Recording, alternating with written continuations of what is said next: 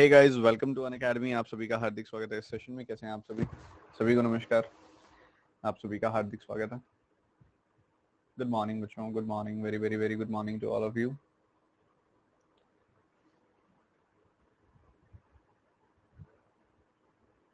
कैसे हैं आप सब?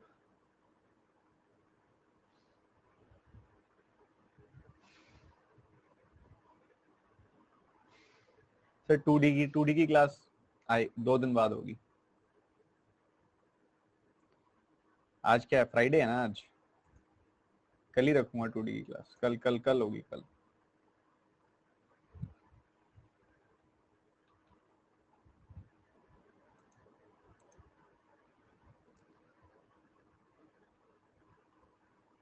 रिवाइज करके आए हो तुम? क्लास कल वाली पढ़ी है तुमने?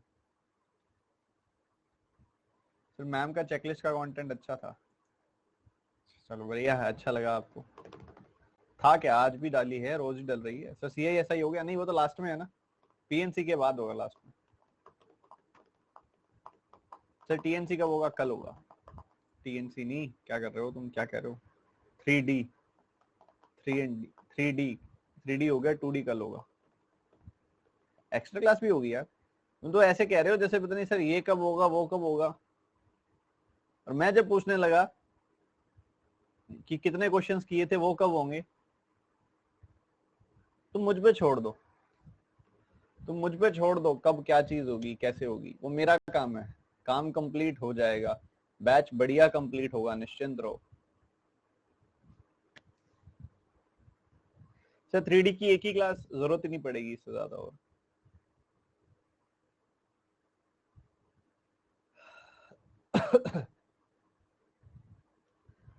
एकदम निश्चिंत रहिए।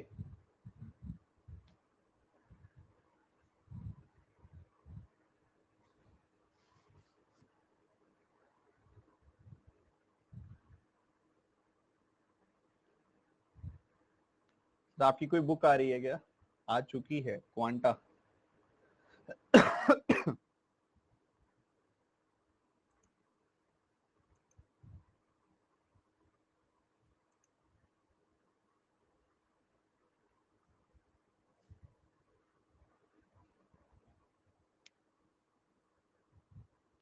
फिर 2D ये लेट आते हैं सब, बारी बारी पूछते हैं। हाँ तुम पूछ लो, इकट्ठे बताऊंगा मैं, कुछ और लोगों को भी आने दो।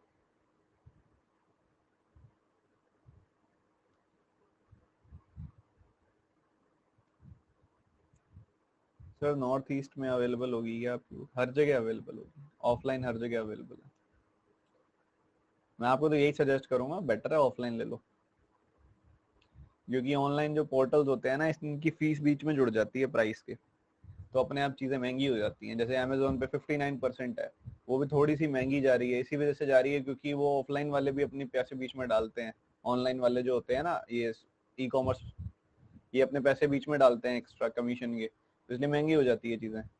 तो ऑफलाइन मिल रही है तो उससे बढ़िया कुछ नहीं है, ऑफलाइन ले लो।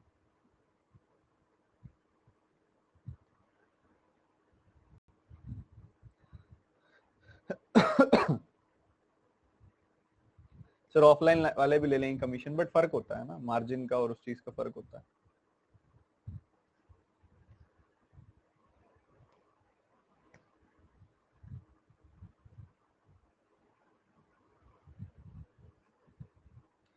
सर बुक का क्या नाम बताया आपने? बुक का नाम बड़ा सिंपल है।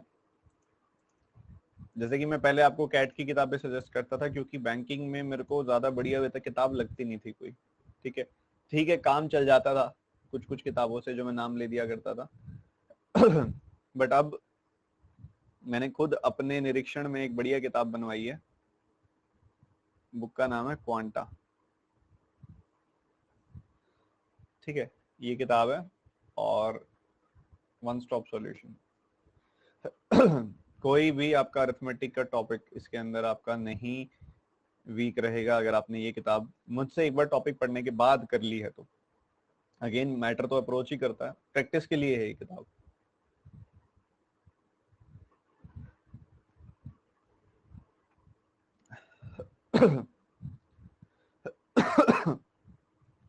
आज क्या हुआ? खांसी फिर आ रही है आज? ऐसे तो नहीं होना चाहिए भाई, डराओ मत, अभी अभी ठीक हुए हैं। Permutation, combination and probability, PNC. पहले हम पढ़ेंगे पीएनसी। पहले क्या पढ़ेंगे हम? पीएनसी, परमुटेशन कॉम्बिनेशन, फिर करेंगे प्रोबेबिलिटी। ठीक है। पीएनसी भी पढ़ते हुए हम कुछ अलग अलग तरह की चीजों को सीखते हुए चलेंगे। जैसे कि सबसे पहली चीज होगी, थोड़ा सा हम पढ़ेंगे कि भाई कैसे fundamental principle of counting apply होता है। Fundamental principle of counting.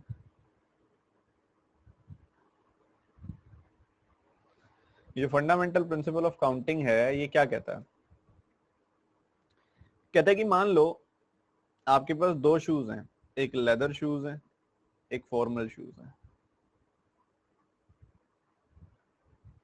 Shoes की बात की जाए तो आपके पास लेदर शूज हैं, आपके पास फॉर्मल शूज हैं। आपके पास ड्रेसेस हैं दो, एक ड्रेस 1 है, एक ड्रेस 2 है, एक ड्रेस 3, सॉरी 3 ड्रेसेस हैं आपके पास। तो अगर मैं आपसे पूछूं how many combinations are possible, इनके क्या कॉम्बिनेशन बना सकते हो आप?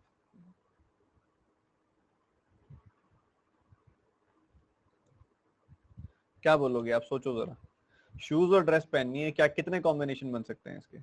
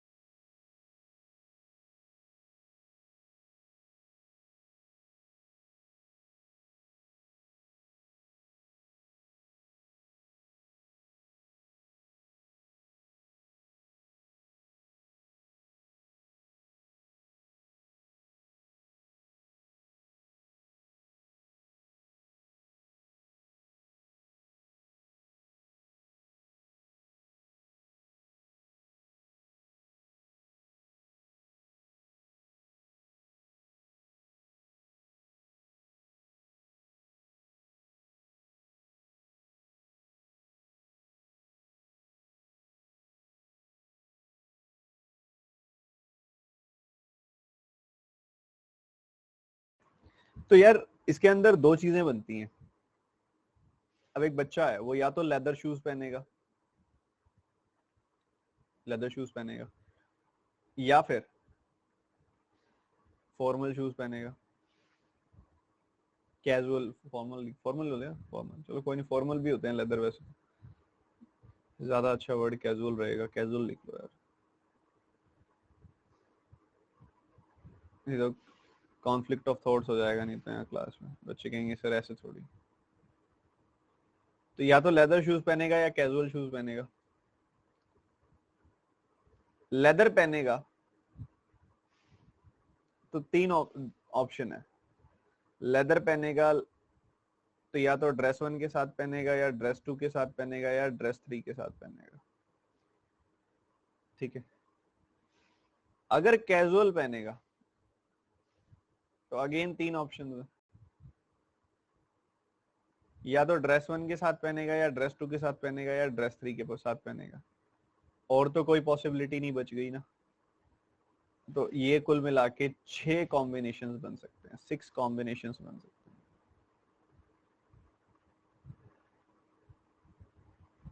बताओ जनाब, क्या ये सोच लिया था आपने?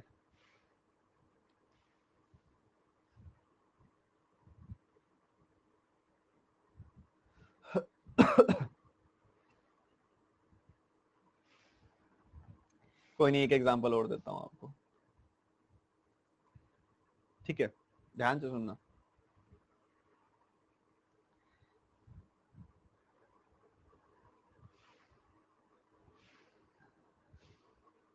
सुनिधि के पास 3 तरह की साड़ियां हैं, एक S1 साड़ी है, एक S2 साड़ी है, एक S3 साड़ी है। उसके साथ 4 तरह के फुटवियर हैं, एक F1 फुटवियर है, एक F2 फुटवियर है, एक F3 फुटवियर है, एक F4 फुटवियर है। तो कितने कॉम्बिनेशन बन सकते हैं यहाँ पे, जरा बताना।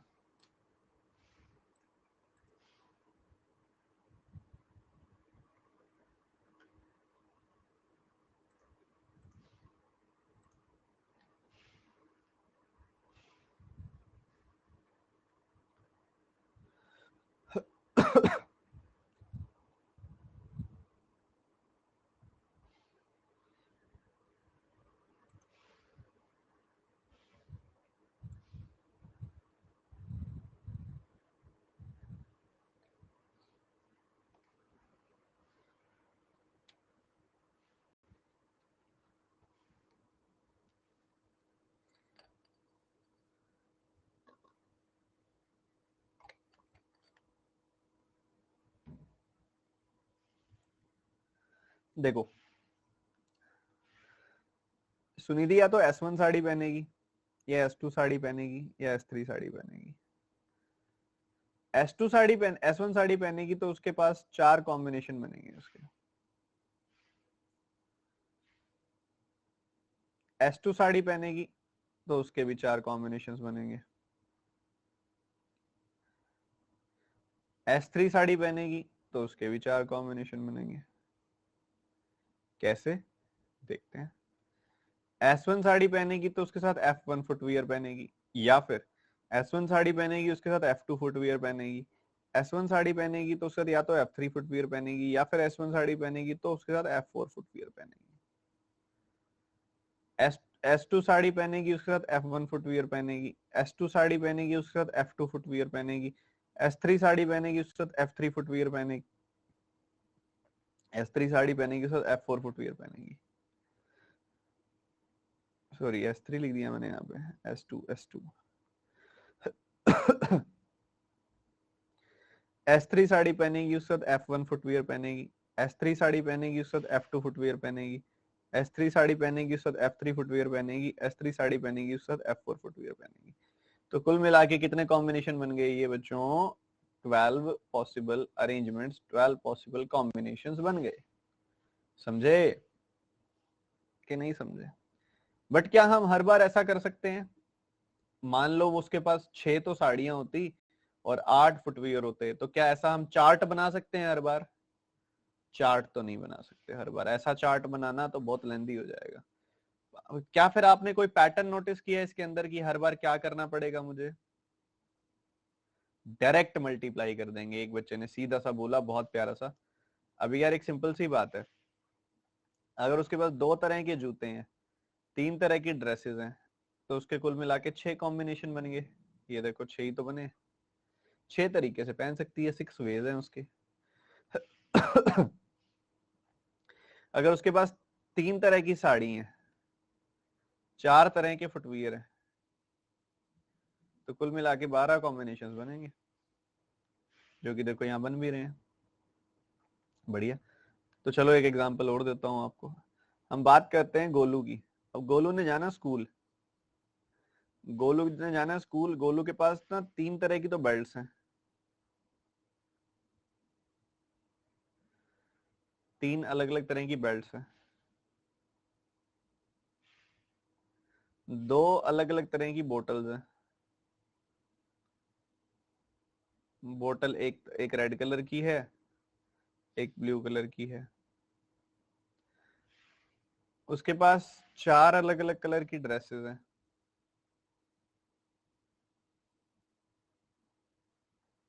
और उसके पास 3 तरह के शूज हैं। तो उसमें से कितने कॉम्बिनेशंस, क्या कॉम्बिनेशन बनेंगे उसके? क्या कितने कितने वेज में इनको पहन सकता है वो? कितने डिफरेंट यूनिक कॉम्बिनेशंस के वो बना सकता है?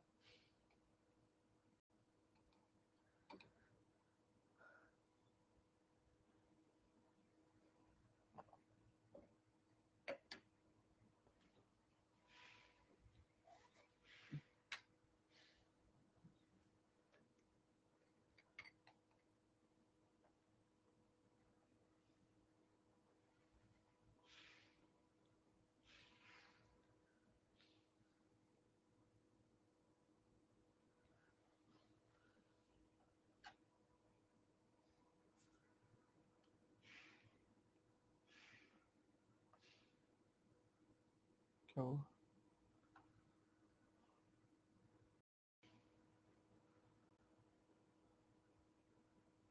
आई थिंक कैमरा काम करना बंद कर गया था।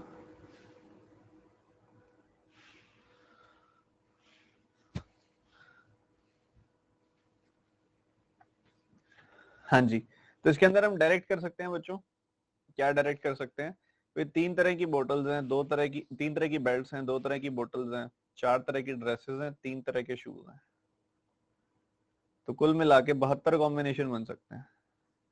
पर ये चार्ट में बनाना तो पॉसिबल नहीं था ना इनको, तो हमें पता है कि भाई ऐसे डायरेक्ट मल्टीप्लाई हो जाता है। वो मैंने आपको डेराइव भी करा के दिखा दिया कि मल्टीप्लाई क्यों होता है, मल्टीप्लाई करने से आता है। बस फिर चार्ट बनाने की जरूरत नहीं है, हम टाइम सेव करेंगे, डायरेक्टली मल्टीप्लाई करेंगे। ठीक है, अच्छी बात है।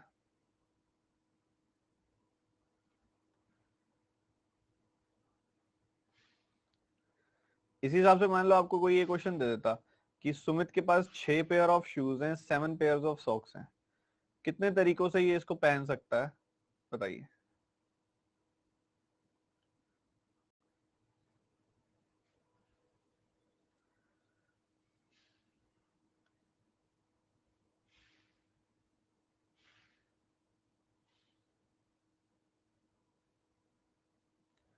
कुछ सोचने की जरूरत ही नहीं है, 6 तरह के शूज हैं, 7 तरह के सॉक्स हैं, तो कुल मिला के 42 वेज बन सकेंगे इसको, इनको पहनने के 42 कॉम्बिनेशन बन सकते हैं। सिमिलरली रेखा के पास 6 समोसाज हैं, 5 पेस्ट्रीज है, 3 मिनी कोल्ड ड्रिंक्स है, कितने तरीकों से वो हर तरह की एक चीज चूज करते हुए पी सकती है, कंज्यूम कर सकती है, पिक कर सकती है। करो करो, जल्दी सॉल्व करो। उम्मीद करता हूँ आप सबने नाश्ता किया हुआ होगा, क्योंकि ये पढ़ के थोड़ा मन कर सकता है, भूख लग सकती है।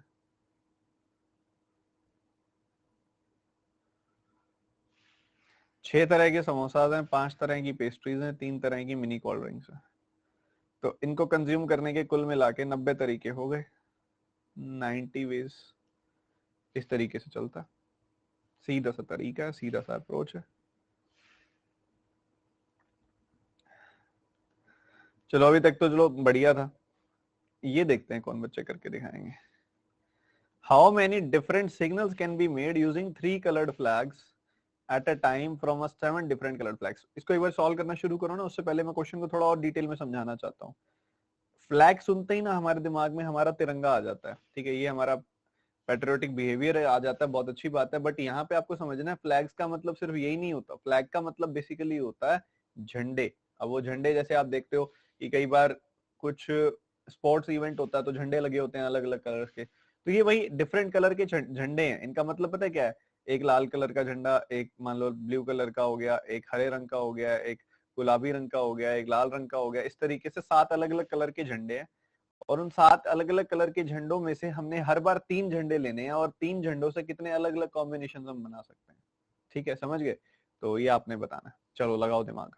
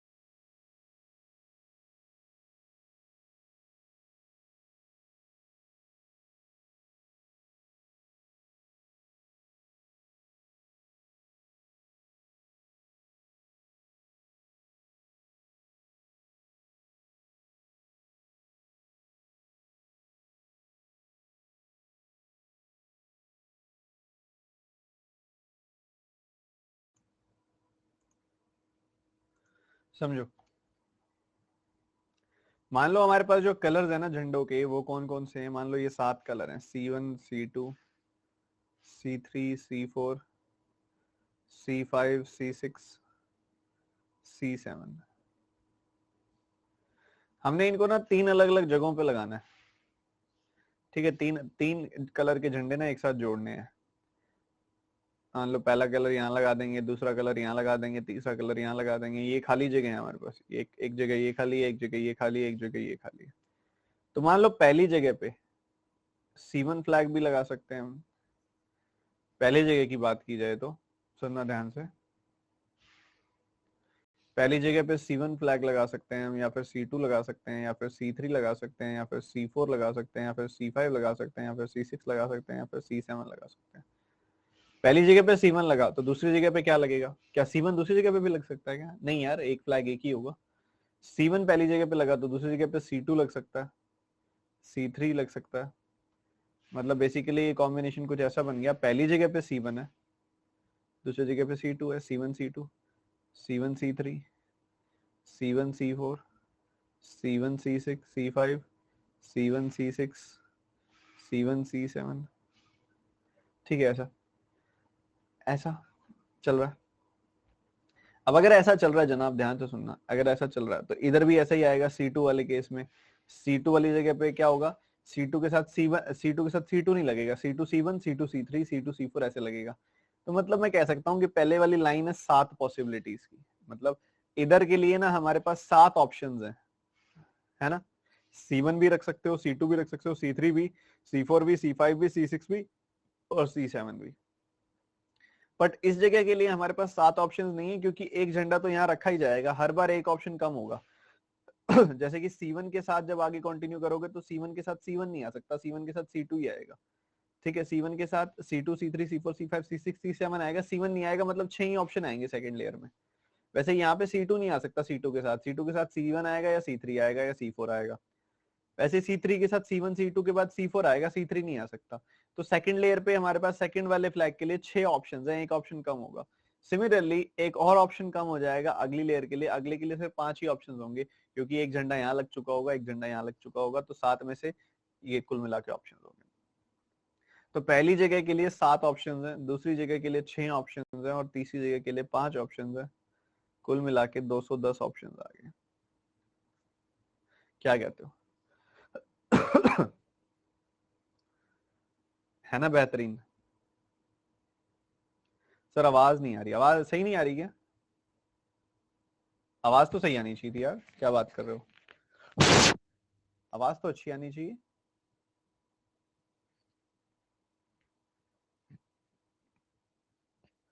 सर 6 है क्या पहली जगह पे? 6 कहाँ है? ये देखो, ये लिखा हुआ 7 है। चलो एक बार ना इसमें झंडे ज्यादा हो गए तो मैं आपको चार्ट बना के नहीं बता पा रहा, मैं एक बार यही सवाल आपको करके दिखाता हूँ, यही सवाल आपको करके दिखाता हूँ मैं 5 झंडों में। ठीक है, 5 झंडों में भी हम कलर पता है कौन से ले लेते हैं? हम मान लो VIBGNY, विबग्योर होता है ना, उसमें से लेते हैं। एक वॉयलेट कलर है, एक इंडिगो कलर है, एक ब्राउन कलर है, एक ग्रीन कलर है और एक येलो कलर है। ठीक है, ये सारे कलर है। ठीक है, तो पहली जगह पे कौन कौन सा कलर लग सकता है? इनमें से कोई भी लग सकता है। दूसरी जगह पे कौन सा लगेगा? दूसरी जगह पे वॉलेट के साथ, वॉलेट के साथ वॉलेट तो नहीं लग सकता, क्योंकि वो तो लग गया, एक ही पीस होगा वो तो। या वॉलेट के साथ क्या लगेगा? ब्लू लगेगा। या वॉलेट के साथ क्या लगेगा? ग्रीन लगेगा। या वॉलेट के साथ क्या लगेगा? येलो लगेगा। वैसे जब इंडिगो लगाओगे तो इंडिगो के साथ या तो वॉलेट लगेगा, इंडिगो के साथ या तो ब्लू लगेगा, इंडिगो के साथ या तो ग्रीन लगेगा, इंडिगो के साथ या तो येलो लगेगा। बात जब ब्राउन ब्लू ब्लू की जाएगी तो ब्लू के साथ या तो वॉलेट लगेगा, ब्लू के साथ या इंडिगो लगेगा, ब्लू के साथ या ग्रीन लगेगा, ब्लू के साथ या येलो लगेगा। ग्रीन के साथ या तो वॉलेट लगेगा, ग्रीन के साथ या तो इंडिगो लगेगा, ग्रीन के साथ या तो ब्लू लगेगा, ग्रीन के साथ या तो येलो लगेगा। ठीक है, ऐसे ही यहाँ पे आगे बढ़ो। येलो के साथ या तो वॉलेट लगेगा, येलो के साथ या तो इंडिगो लगेगा, येलो के साथ या तो ब्लू लगेगा, येलो के साथ या ग्रीन लगेगा। देख रहे हो, पहली लेयर हमारी 5 कलर्स की बनी, दूसरी लेयर में हर बार 4-4 कलर्स ही हैं। वैसे ही तीसरी लेयर में हर बार 3-3 कलर्स होंगे, क्योंकि वॉलेट इंडिगो के साथ 3 ही ऑप्शन आएंगे आपके पास आगे, कि वॉलेट इंडिगो हो गया, वॉलेट इंडिगो के साथ देखो, वॉलेट इंडिगो तो हो गया ना, तो वॉयलेट इंडिगो के साथ इधर लगेगा ब्लू, वॉयलेट इंडिगो ब्लू, ये वाले तीनों। फिर लगेंगे वॉयलेट इंडिगो ग्रीन, ये वाले तीनों। फिर लगेंगे वॉयलेट इंडिगो येलो, ये वाले तीनों। तो तीसरे वाले में हर बार 3 लगेगा। तो पहले वाले के लिए हमारे पास 5 कलर्स के ऑप्शंस हैं, दूसरे वाले के लिए हमारे पास 4 कलर के ऑप्शंस हैं, और तीसरे वाले के लिए 3 कलर के ऑप्शंस हैं। तो 5 4 3 बन गया। बच्चों यही चीज तो हमने समझनी है। मान लो आपने 3 अलग अलग कलर्स लगाने हैं भाई, अब 5, मान लो आपके पास टोटल 5 अलग अलग कलर के झंडे हैं, तो यहाँ पे तो कोई भी 5 लगा दोगे ना आप, यहाँ पे तो कोई भी 5 लगा दोगे। अब जो झंडा यहाँ पे यूज कर चुके हो, एक झंडा तो यूज कर लिया ना, यहाँ पे एक फ्लैग तो यूज कर लिया, वो वाला फ्लैग आगे नहीं यूज कर सकते आप। यूनिक, आपके पास 5 यूनिक फ्लैग्स है, 5 कपड़े पड़े हैं आपके पास, एक कपड़ा यहाँ लगा दिया, तो वो कपड़ा आप आगे तो नहीं लगा सकते ना, वो वाला फ्लैग आगे तो नहीं लगा सकते ना आप। तो आगे के लिए आपके पास 4 ही ऑप्शन होंगे। अब एक फ्लैग इधर लग चुका है, एक फ्लैग इधर लग चुका है, तो 5 में से 2 फ्लैग लग चुके हैं, तो आगे के लिए तो 3 ही ऑप्शन है ना आपके पास। तो 5 फ्लैग्स का ये डिस्ट्रीब्यूशन है। सिमिलरली जब 7 फ्लैग्स का यहाँ पे आपको लगाना है, 7 फ्लैग्स का लगाना है आपको जब, तो 7 फ्लैग के केस में पहले प्लेस पे 7 ऑप्शन है आपके पास, दूसरे प्लेस में एक ऑप्शन कम हो जाएगा, और तीसरे प्लेस में एक और ऑप्शन कम हो जाएगा क्योंकि वो लग जाएगा। तो 210 पॉसिबल यहाँ पे सिग्नल्स बनाए जा सकते हैं। बहुत प्यारा सवाल है।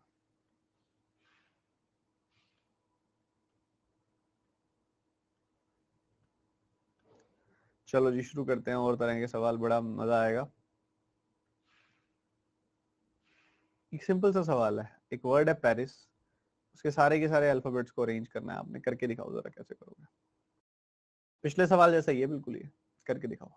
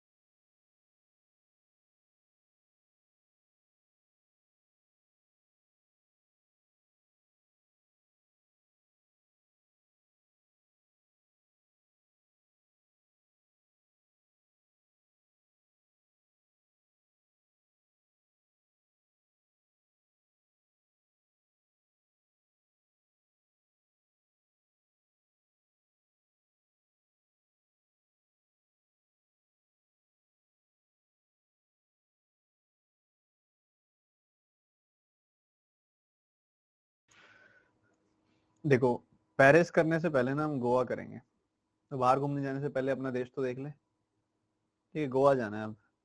गोवा जाना है तो कैसे जाओगे? देखो, गोवा में 3 अल्फाबेट्स हैं, आपको वो बोले कि इन 3 अल्फाबेट्स को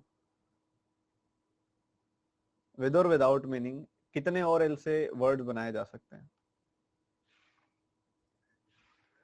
3 अल्फाबेट्स हैं विद और विदाउट मीनिंग, इससे कितने वर्ड्स बनाए जा सकते हैं। बनाने तो 3 अल्फाबेट के ही हैं, 3 क्योंकि 3 अल्फाबेट का ही वर्ड है ये। तो पहली जगह पे क्या क्या आ सकता है? पहली जगह पे चाहे जी रख दो, चाहे ओ रख दो, चाहे ए रख दो। ठीक है, बढ़िया। जी रख दो, चाहे ओ रख दो, चाहे ए रख दो। दूसरी जगह पे दूसरी जगह पे आपने यहाँ जी रखा हुआ है पहली जगह पे, दूसरी जगह पे ओ भी आ सकता है, दूसरी जगह पे ए भी आ सकता है। पहले आपने ओ रखा हुआ है, तो दूसरी जगह पे उसके साथ जी भी आ सकता है, दूसरी जगह पे उसके साथ ए भी आ सकता है। पहले आपने ए रखा हुआ है, तो उसके साथ दूसरी जगह पे जी भी आ सकता है, उसका दूसरी जगह पे ओ भी आ सकता है। ठीक है, बढ़िया। अगर पहली 2 जगहों पे जी और ओ आया हुआ है, तो तीसरी जगह पे ए ही तो आएगा। अगर पहली जगह पे आपके पास यहाँ पे जी और ए आया हुआ है, तो तीसरी जगह पे ओ ही तो आएगा। पहली 2 जगहों पे ओ जी आया हुआ है, तो बस तो ए ही गया ना। ओ ए अगर आपने लगा दिया तो बस तो जी ही गया ना, ए जी आपने लगाया हुआ तो बस तो ओ ही गया ना, और अगर ए ओ आपने लगाया हुआ बस तो जी ही गया ना। तो आप देख रहे हो फर्स्ट प्लेस पे आपके पास कितने ऑप्शंस हैं, 3। सेकंड प्लेस पे हर एक के आपके पास कितने कितने ऑप्शन है, 2 2। कई बच्चे सवाल पूछते हैं सर आप मल्टीप्लाई क्यों करते हो बीच में, आप देख रहे हो पहले के भी 2 ऑप्शन, दूसरे के भी 2 ऑप्शन, तीसरे के भी 2 ऑप्शन, मतलब तीनों के 2 2 ऑप्शन, तभी मल्टीप्लाई करेंगे तभी तो 6 ऑप्शन आएंगे। तो गिन भी लो 6 है, 1 2 3 4 5 6। ठीक है, फिर सबके उसके बाद एक एक ऑप्शन, जियो का भी एक ही ऑप्शन, जीए का भी एक ही ऑप्शन, इसका भी एक ही, इसका भी एक ही, सबका एक एक ऑप्शन है। 3 इंटू 2 इंटू 1 6 पॉसिबल अल्फाबेट्स यहाँ बन सकते हैं गोवा वर्ड के। बट बच्चों एक बात सुनो, इसको इतना फिर से अगर हम ड्राइंग बना के करेंगे इस तरीके से लेंदी काम है, तो आपको समझना है कि पहली जगह पे जी भी आ सकता है, ओ भी आ सकता है, ए भी आ सकता है, कुछ मर्जी आ सकता है, 3 ऑप्शन है भी सही। उसके बाद अगर जी आ गया, जी आ गया तो आगे ओ आएगा या ए आएगा।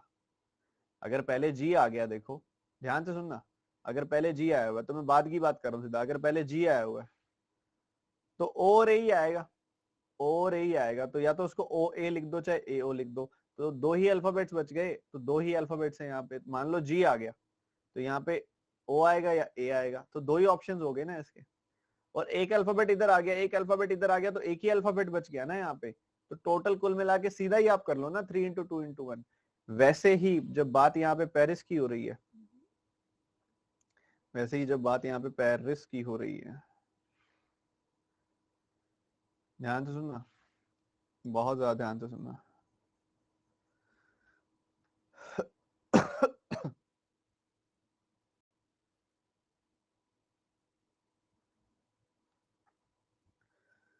पी कॉमा ए कॉमा आर कॉमा आई कॉमा एस, वैसे यहाँ पे इन पांचों में से कोई भी आ सकता है, जो यहाँ पे आ गया वो आगे नहीं आएगा, तो यहाँ 4 ऑप्शन हो गए।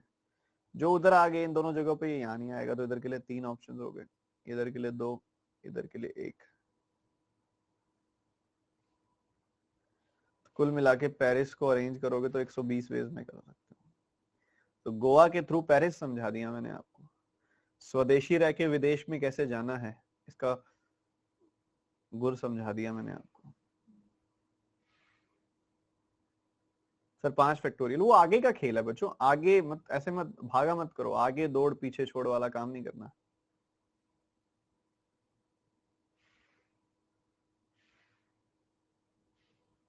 ठीक है,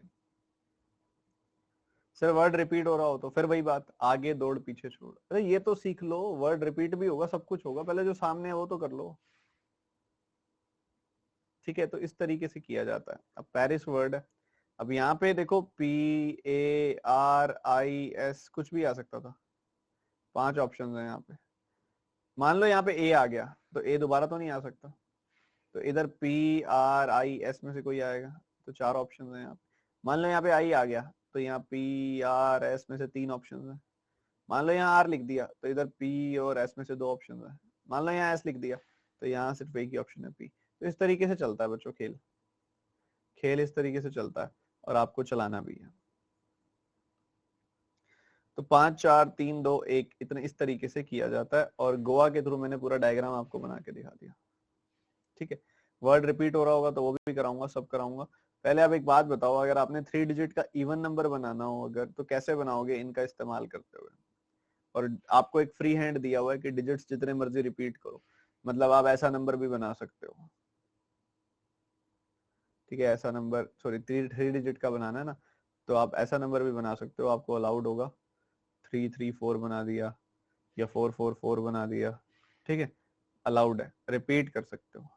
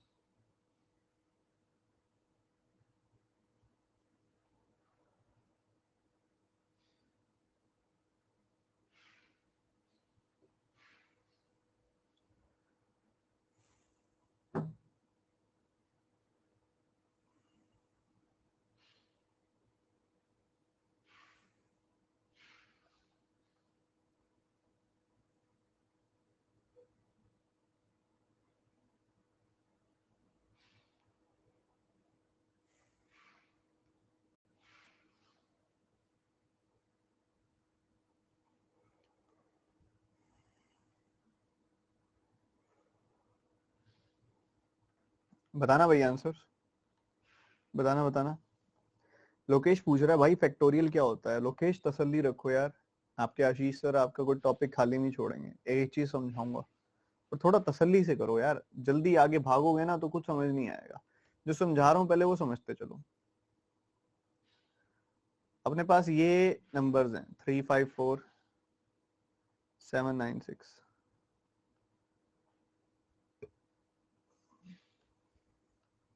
ये नंबर्स, इनका इस्तेमाल करके आपने 3 डिजिट का एक नंबर बनाना है। 3 डिजिट का नंबर समझते हो ना, जैसे 354 हो गया, 356 हो गया, इस टाइप का इवन नंबर बनाना है। इवन नंबर बनाना है तो कंडीशन जहां दी जाती है ना आपको कि कोई कंडीशन वहां पे इंपोज हो रही है, क्या कंडीशन इंपोज हो रही है, इवन नंबर। इवन नंबर का क्या मतलब होता है, इवन नंबर की क्या कैरेक्टरिस्टिक होती है कि उसका लास्ट डिजिट, उसका यूनिट डिजिट इनमें से कोई एक हो, तो वो इवन नंबर कहलाता है। मतलब इवन नंबर की जो कैरेक्टरिस्टिक होती है वो लास्ट डिजिट पे इंपोज होती है ना, लास्ट डिजिट पे इंपोज होती है जो इवन नंबर की कैरेक्टरिस्टिक होती है। ठीक है, बढ़िया। अब हमारे पास 0 2 4 6 8 सारा कुछ तो नहीं है, फिर क्या क्या है, हमारे पास 4 है, हमारे पास 6 है, यही दो नंबर्स हैं जो इसको इवन नंबर बना सकते हैं। ठीक है, तो मतलब हम जानते हैं यहाँ पे 4 आएगा या फिर 6 आएगा, इनमें से कोई नंबर आएगा, तो इस जगह के लिए मेरे पास कितनी पॉसिबिलिटीज हैं, 2। उसके बाद इस भाई ने बोला है, सुनो मेरी बात ध्यान से, उसके बाद इस भाई ने बोला है कि डिजिट्स रिपीट कर लो चाहे कितनी मर्जी, कोई रोक टोक नहीं है। मतलब इस जगह पे 3 5 4 7 9 6 कोई भी नंबर आए, इधर भी 3 5 4 7 9 6 कोई भी नंबर आए, कोई दिक्कत ही नहीं है, कोई रोक टोक ही नहीं है। मतलब इधर कोई भी 6 नंबरों में से आ सकता है, इधर भी कोई 6 नंबरों में से आ सकता है। तो कुल मिला के ऐसे हम 72 इवन नंबर 3 डिजिट वाले क्रिएट कर सकते हैं इन नंबर्स का इस्तेमाल करते हुए। बताओ जनाब क्या कहते हो।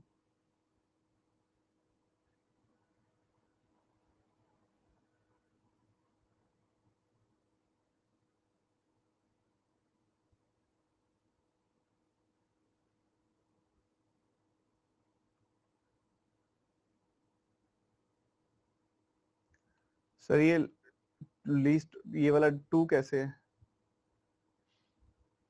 लास्ट में 2 ही नंबर क्यों। अच्छा, लास्ट में अगर इन दोनों के अलावा 3 आ गया, 5 आ गया, 7 आ गया या 9 आ गया, यूनिट डिजिट अगर 3579 में से कुछ आ गया, तो क्या वो नंबर इवन होएगा, नहीं, वो ओड हो जाएगा। हमने कौन से बनाने हैं, इवन बनाने हैं। तो क्या लास्ट में 4 और 6 में से कोई और नंबर रख सकते हो आप, फिर रिपीटिशन ना हो तो उसके लिए रुक जाओ, अभी बताऊंगा। जवाब दो, जनता जवाब मांग रही है। तुम कह रहे हो लास्ट में 2 ही क्यों, तुम इसके अलावा बता दो क्या रख सकते हो।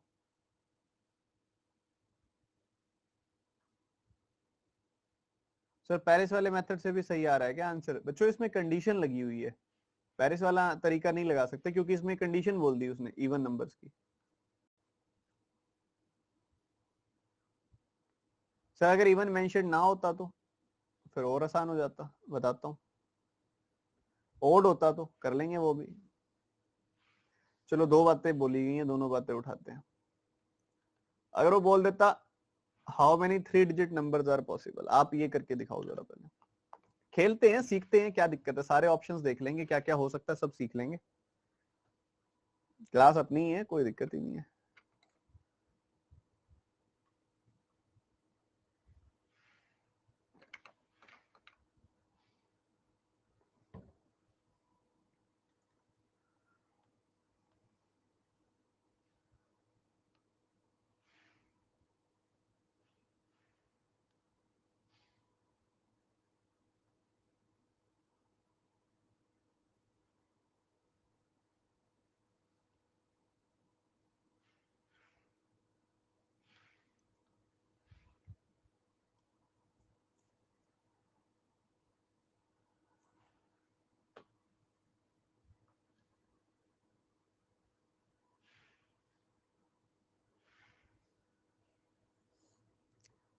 देखो जनाब, अगर वो ना बोलता कि इवन नंबर चाहिए उसको, उसको नॉर्मल 3 डिजिट के नंबर चाहिए, तो यहाँ पे 3 आ जाए, 5 आ जाए, 4 आ जाए, 7 आ जाए, 9 आ जाए, 6 आ जाए, कोई भी आ जाए, हमें क्या दिक्कत है? यहाँ पे भी 3 आ जाए, 5 आ जाए, 4 आ जाए, 7 आ जाए, 9 आ जाए, 6 आ जाए, हमें क्या दिक्कत है? इधर भी कोई भी नंबर आ जाए, हमें तो कोई दिक्कत ही नहीं है। मतलब इस जगह के लिए 6 पॉसिबिलिटीज, इस जगह के लिए भी 6 पॉसिबिलिटीज, इस जगह के लिए भी 6 पॉसिबिलिटीज, तो कुल मिला के 216 पॉसिबिलिटीज आ गई। 216 ऐसे नंबर्स पॉसिबल हैं। बताइए, बताओ क्या दिक्कत है किसी प्रकार की?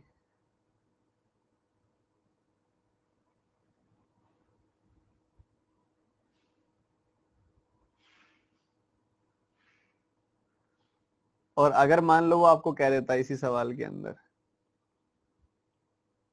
ऑड नंबर्स बनाओ, बनाना जरा।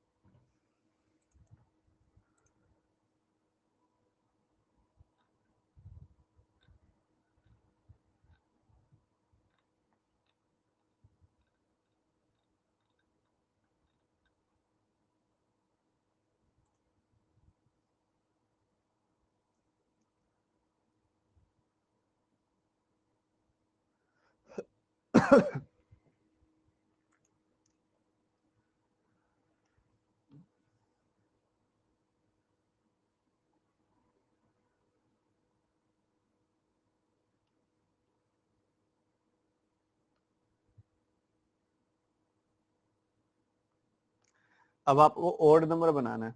ऑड नंबर की क्या कैरेक्टरिस्टिक होती है कि उसका जो यूनिट डिजिट होता है वो 13579 में से कोई होता है। अगर उसके यूनिट डिजिट पे 13579 में से कोई नंबर आया ना, वो नंबर ऑड कहलाएगा। हमारे पास सारे तो नहीं है, बट 3 है, 5 है, 7 है, 9 है, तो यहाँ पे 3, 5, 7, 9 में से कोई आ गया ना, तो ये नंबर ऑड कहलाएगा। ठीक है, बाकी रिपीटिशन तो अलाउड ही है, कितनी मर्जी रिपीटिशन करो। तो इधर इधर कोई मर्जी आ जाए, 3, 5, 4, 7, 9, इधर तो कोई परहेज नहीं है, कोई मर्जी आ जाए।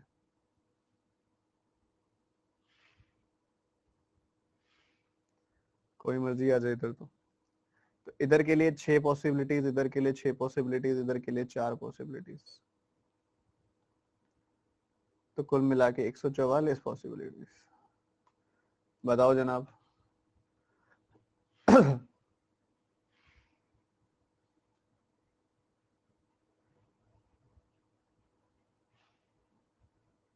अगर प्राइम हो तो प्राइम में ऐसी यूनिट डिजिट वगैरह की कोई कैरेक्टरिस्टिक नहीं होती, तो वो सवाल ना पूछेगा वो, ना आपको बनाना है।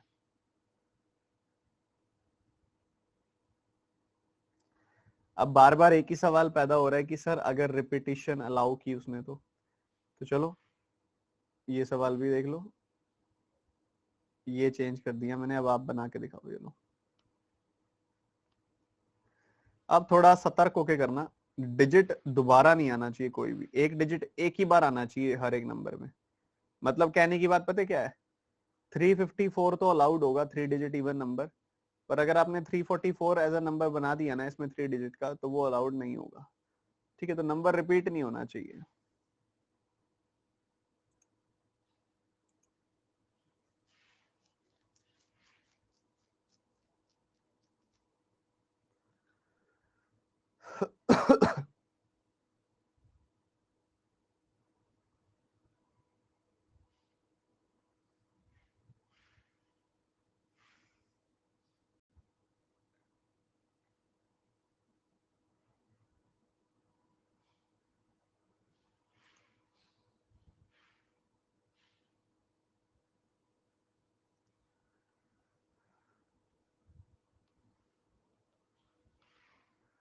हमारे पास क्या है?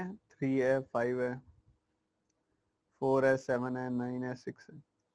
जब भी रिपीटिशन, वैसे तो हमेशा शुरू वहीं से करना चाहिए जहां कंडीशन इंपोज हो रही है, बट खासकर जब रिपीटिशन अलाउड ना हो तो पक्का ही वहीं से शुरू करना चाहिए जहां से कंडीशन इंपोज हो रही है। कंडीशन कहाँ से इंपोज हो रही है? यहाँ पे कि इवन नंबर होना चाहिए, और इवन नंबर के लिए यहाँ पे आपके 4 या 6 में से कुछ हो। ठीक है, बढ़िया। 4 या 6 में से कुछ हो, यहाँ पे दो दो पॉसिबिलिटीज हैं इसके लिए। उसके बाद मान लो इधर की बात की जाए आपसे, इधर कर लो चाहे इधर कर लो, कोई दिक्कत नहीं है। तो यहाँ पे क्या आ सकता है? यहाँ पे 4 या 6 में से जो भी यहाँ पे आएगा, अब ऐसा तो है नहीं दोनों ही आ जाएंगे, या तो 4 आएगा या 6 आएगा, कोई एक ही आएगा। तो इन दोनों में से जो एक यहाँ पे आएगा वो यहाँ नहीं आ सकता। फॉर एग्जाम्पल अगर 4 आ गया तो 4 यहाँ नहीं आ सकता, बाकी 3, 5, 7, 9, 6 में से कोई भी आ सकता है। मतलब इस जगह के लिए 5 पॉसिबिलिटीज है। बढ़िया। अब मान लो एक नंबर यहाँ पे आ गया होगा, कोई एक नंबर यहाँ पे आ गया होगा। मान लो 4 यहाँ पे आ गया, 3 यहाँ पे आ गया, तो इस जगह पे 4 और 3 नहीं आ सकता क्योंकि फिर रिपीटिशन अलाउड नहीं है। तो 4 और 3 के अलावा बाकी कुछ मर्जी यहाँ पे रख दो आप, मतलब इसके लिए 4 पॉसिबिलिटीज है। तो कुल मिला के ऐसे 40 नंबर पॉसिबल है। क्या कहते हो जनाब?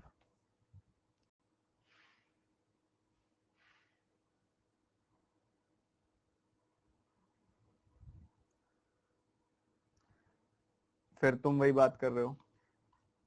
बच्चे कहते सर 0 आया, तो नालायकों मैं खत्म करके चला गया क्या चैप्टर? कैसी बात कर रहे हो? सारा कुछ करेंगे।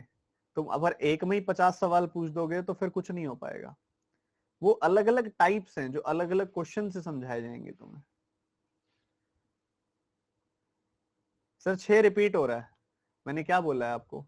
अगर यहाँ 4 आया, अगर यहाँ 4 आया, सुनो मेरी बात, अगर यहाँ 4 आया तो हमने 4 यहाँ बिन रखा, 6 यहाँ, 4 यहाँ पे बिन रखा।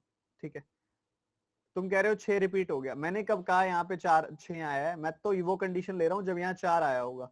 अगर यहाँ पे 6 आया होगा तो यहाँ पे 6 की जगह पे 4 आ जाएगा, इधर 6 की जगह पे 4 आ जाएगा पॉसिबिलिटीज में। ये सारी पॉसिबिलिटीज है नालायकों। आप बस ये इमेजिन करो कि यहाँ पे 4 आएगा या फिर 6 आएगा, 4 या 6 में से कोई एक आएगा, एक ही आएगा, इन दोनों में से कोई एक ही आएगा। दो पॉसिबिलिटीज है यहाँ पे, जो एक यहाँ पे आ गया वो यहाँ नहीं आएगा। टोटल 6 नंबर है ना, कितने नंबर है टोटल? 6 नंबर है। उन 6 नंबरों में से कोई एक नंबर यहाँ आ जाएगा, तो यहाँ के लिए कितने नंबर बच गए? 5 नंबर नहीं बच गए? तो उन 5 में से कोई यहाँ आ जाएगा।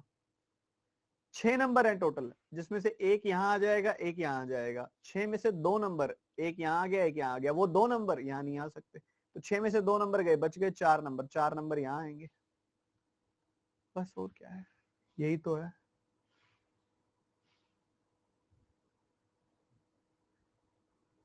चलो आगे सीखेंगे, धीरे धीरे सारी चीजें सीखेंगे। चलो लो, रिपीटिशन अलाउड भी, नॉट अलाउड भी, सिंपल सा क्वेश्चन है, 4 डिजिट के नंबर बनाने हैं आपने, इनका इस्तेमाल करते हुए। अब मुझे सबका आंसर चाहिए, कोई ऐसा बच्चा ना हो जिसका आंसर ना आ रहा हो। बहुत सिंपल सवाल है, दोनों एक साथ आंसर निकालना।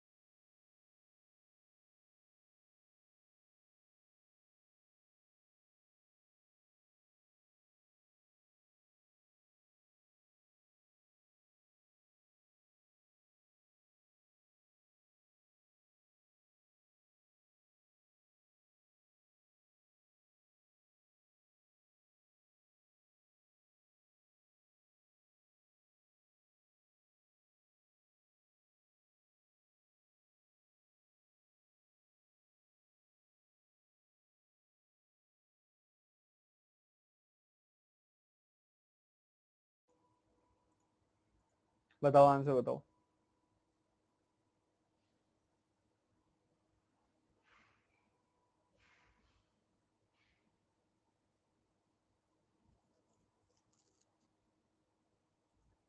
शाबाश।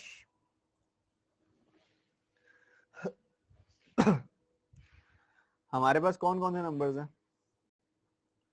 हमारे पास है 2 4 6 5 7 9। 2 4 6 5 7 9, ये 6 नंबर्स हैं, 6 की 6 यूनिक नंबर्स हैं।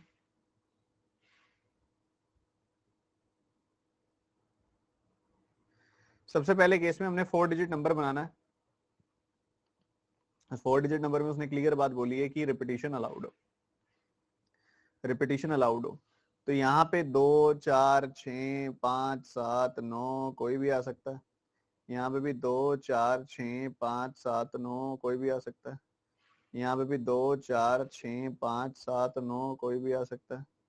यहाँ पे भी 2 4 6 5 7 9 रिपीटिशन अलाउड है, ना कोई कंडीशन और बोली है उसने, तो कोई भी आ सकता है यहाँ पे नंबर। तो इधर के लिए भी 6 पॉसिबिलिटीज, इधर के लिए 6 पॉसिबिलिटीज, इधर के लिए 6 पॉसिबिलिटीज, इधर के लिए 6 पॉसिबिलिटीज। तो 6 6 6 6 1296 ऐसे डिजिट्स बनाए जा सकते हैं। बढ़िया। यही अगर रिपीटिशन अलाउड हो जाए तो फिर क्या करेगा? क्या करेगा एक बच्चा, क्या करेगा अगर रिपीटिशन अलाउड हो जाए तो?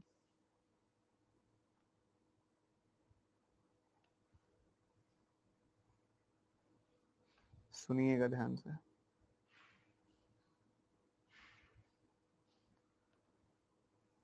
रिपीटिशन अगर अगर अलाउड है तो यहाँ पे देखो 2 भी आ सकता है, 4 आ सकता है, 6 आ सकता है, 5 आ सकता है, 7 आ सकता है, 9 आ सकता है। 6 के 6 नंबर है, कोई भी आ सकता है। पर जो नंबर इस जगह पे आ गया, मान लो 6 आ गया तो वो 6 आगे नहीं आ सकता, 5 आ गया तो 5 आगे नहीं आ सकता, 7 आ गया तो 7 आगे नहीं आ सकता।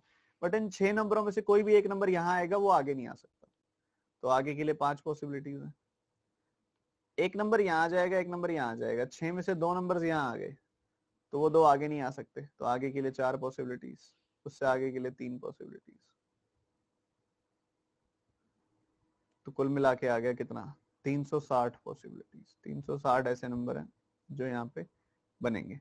तो यहाँ के लिए 1296, यहाँ के लिए 360। अब तो सीख गए जनाब, फंडामेंटल प्रिंसिपल ऑफ काउंटिंग कहते हैं इसको।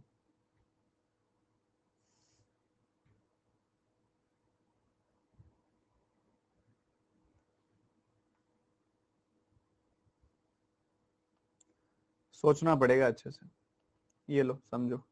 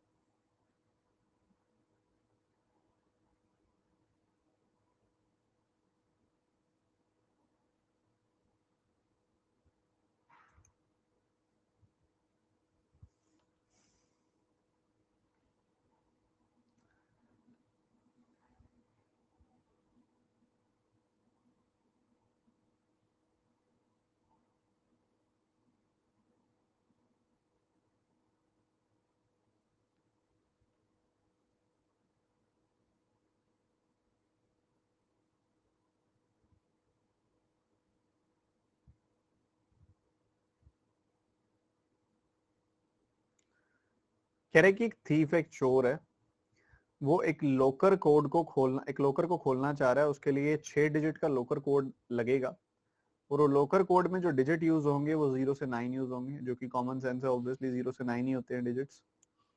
ठीक है, कह रहा है उसके कितने अटेम्प्ट्स लगेंगे उसको अनलॉक करने में अगर कोई डिजिट रिपीट ना हो रहा हो तो।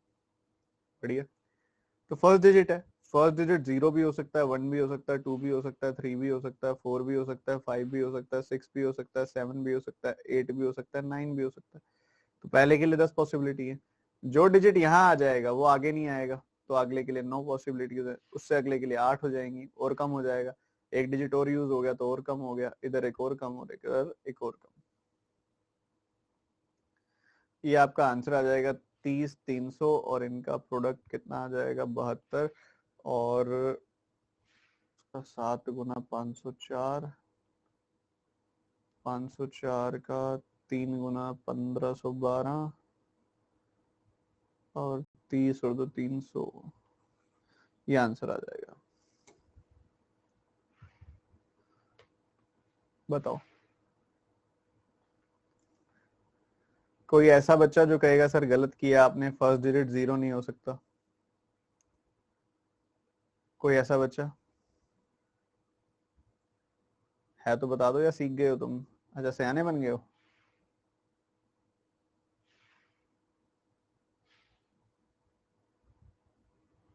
शाबाश, सयाने हो गए तुम। कई बच्चे कई बार ना ये सवाल उठा देते हैं कि सर फर्स्ट डिजिट 0 कैसे आ सकता है, 0 तो नहीं आ सकता। बच्चों, अगर वो बोलता ना कि थीफ वगैरह की बात ना होती, 6 डिजिट का नंबर चाहिए होता, 6 डिजिट नंबर, सिर्फ ये चाहिए होता, कोई लॉकर कोड की बात ना होती, 6 डिजिट नंबर चाहिए होता। तो 6 डिजिट नंबर में पहली डिजिट 0 नहीं हो सकती, क्योंकि अगर पहली डिजिट मान लो 0 हो गई,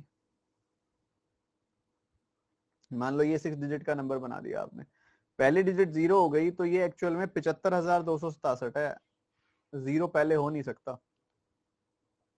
तो ये 5 डिजिट का कहलाएगा, कहलाएगा, 6 डिजिट का नहीं। पर वो तब होता अगर वो बोलता 6 डिजिट नंबर चाहिए, अब बोला गया 6 डिजिट का लोकर कोड चाहिए, लोकर कोड में पहले 0 हो सकता है, जैसे कि आपके फोन के पासवर्ड में आप पहला डिजिट 0 डाल सकते हो, कोई दिक्कत नहीं है। वैसे ही आप लोकर कोड में भी पहला डिजिट 0 ले सकते हो जाता है।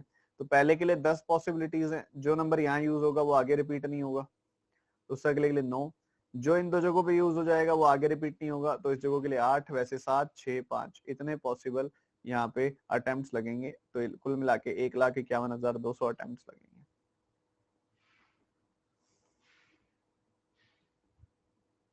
ये करके दिखाओ। इसके बाद हम अगला कॉन्सेप्ट सीखेंगे, कॉम्बिनेशन का।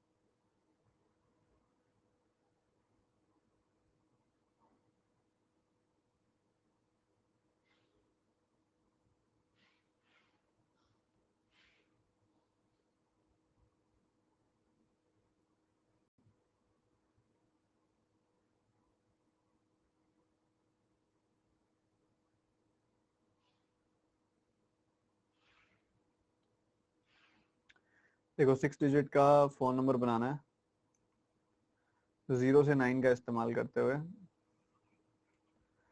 देखो डिजिट रिपीट नहीं होना चाहिए, लास्ट में उसने बोला no digit appear more than once, और हमने जो नंबर्स का इस्तेमाल करना है वो करना है 0 1 2 3 4 5 6 7 8 9। लास्ट में कहता है कि लास्ट के जो दो नंबर हैं या तो वो 10 होंगे या 01 होंगे। तो मतलब ये जो नंबर्स होंगे या तो 10 होंगे या 01 होंगे, मतलब दो ही पॉसिबिलिटीज है। तो लास्ट की पॉसिबिलिटीज नहीं लेनी है हमने, लास्ट की पता है हमें कि जो भी होंगी दो पॉसिबिलिटीज होंगी, या तो 01 या तो 01 होगा या 10 होगा, इन दोनों में से कोई पॉसिबिलिटी होगी। तो सीधा सीधा दो पॉसिबिलिटी होगी, एक 10 एक 01। तो लास्ट में 2 से मल्टीप्लाई कर देंगे। उससे पहले वाले 4 डिजिट को देख लेते हैं हम क्या हो सकते हैं। लास्ट के दोनों नंबर्स तो 0 और 1 में से एक या तो 01 होगा या 10 होगा। ठीक है, बढ़िया।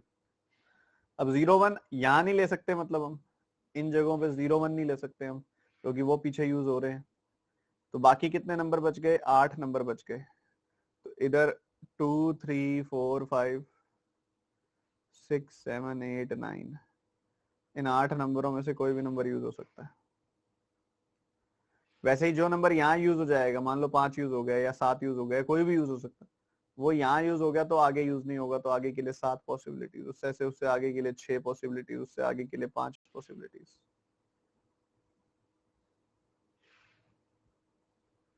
ठीक है, बस हो गया खत्म सवाल, बहुत आराम से। फिर कितना आ जाएगा? 8 का 7 गुना 56, 56 का 6 गुना 336, 336 का 10 गुना आ जाएगा 3360।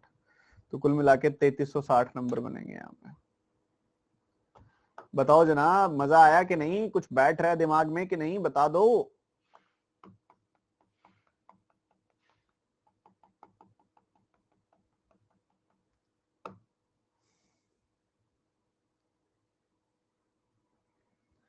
अब मैं आपको एक बहुत बड़ी गलती बताऊं बच्चों की, एक बहुत बड़ी गलती करते हैं बच्चे, बताऊं वो लास्ट में पता क्या करते हैं? वो सोचते हैं लास्ट में ना, देखो वो कह रहा है या तो 01 आएगा या 10 आएगा। तो 0 और 1 की पॉसिबिलिटी यहाँ पे होगी, दो पॉसिबिलिटी, 1 और 0 की पॉसिबिलिटी यहाँ पे होगी, दो पॉसिबिलिटी। और वो ऐसे करके सॉल्व कर देते हैं, पर ये सरासर गलत है। रीजन इज, जब आप दोनों जगह पे दो दो लिखोगे ना, टू पॉसिबिलिटी इधर की, टू पॉसिबिलिटी इधर की, तो इसका मतलब ये है कि आपने दो केसेस ले लिए जिसमें दोनों जगह पे 0 0 भी आ सकता है, मतलब इधर भी 0 इधर भी 0। और एक और केस ये ले लिया जिसमें इधर 1 आ सकता है, इधर भी 1 आ सकता है, जो कि है ही नहीं। उसने बोला या तो 10 आएगा या 01 आएगा, कहीं पे भी 00 या 11 नहीं आएगा। तो इसलिए ना इन दोनों की कंबाइन हमें दो पॉसिबिलिटीज लेनी है, या तो 01 या 10, बस, और कोई पॉसिबिलिटी ही नहीं है। तो टोटल ही दो पॉसिबिलिटीज है, और टोटली दो पॉसिबिलिटी है इन दोनों जगहों की। उसके बाद 01 यहाँ यूटिलाइज हो गए इन दो जगहों पे, वो यहाँ नहीं हो सकते। तो यहाँ 2 3 4 5 या 6 7 8 9, 8 पॉसिबिलिटी यहाँ की, 7 यहाँ की, 6 यहाँ की, 5 यहाँ की, मल्टीप्लाई किया, आंसर तैयार। समझ गए?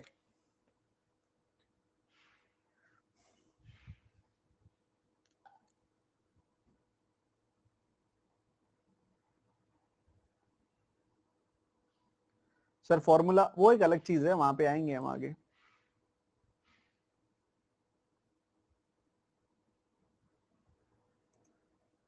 अभी कोई एक बच्चा लेट आया है, वो कहता है सर मल्टीप्लाई क्यों कर रहे हो? बच्चों शुरू में बता दिया मैंने मल्टीप्लिकेशन क्यों करते होते हैं, फंडामेंटल प्रिंसिपल ऑफ काउंटिंग बताया था, रीजन बताया था मल्टीप्लाई क्यों करते हैं, सब बताया बेसिक से। दूसरी बात, अगेन अभी एक बच्चा पूछ रहा है 2 कैसे आया ये वाला।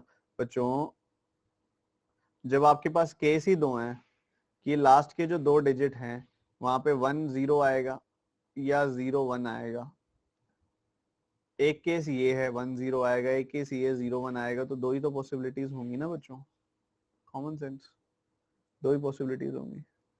ठीक है, तो इस तरीके से करना है। अब हम आते हैं आगे की तरफ, अगला कॉन्सेप्ट। अब आ रहे हो मेन कॉन्सेप्ट, सबसे इंपॉर्टेंट कॉन्सेप्ट की तरफ, जो कि है कॉम्बिनेशन, परमुटेशन एंड कॉम्बिनेशंस। पढ़ेंगे पहले हम कॉम्बिनेशन। कॉम्बिनेशन का मतलब होता है number of ways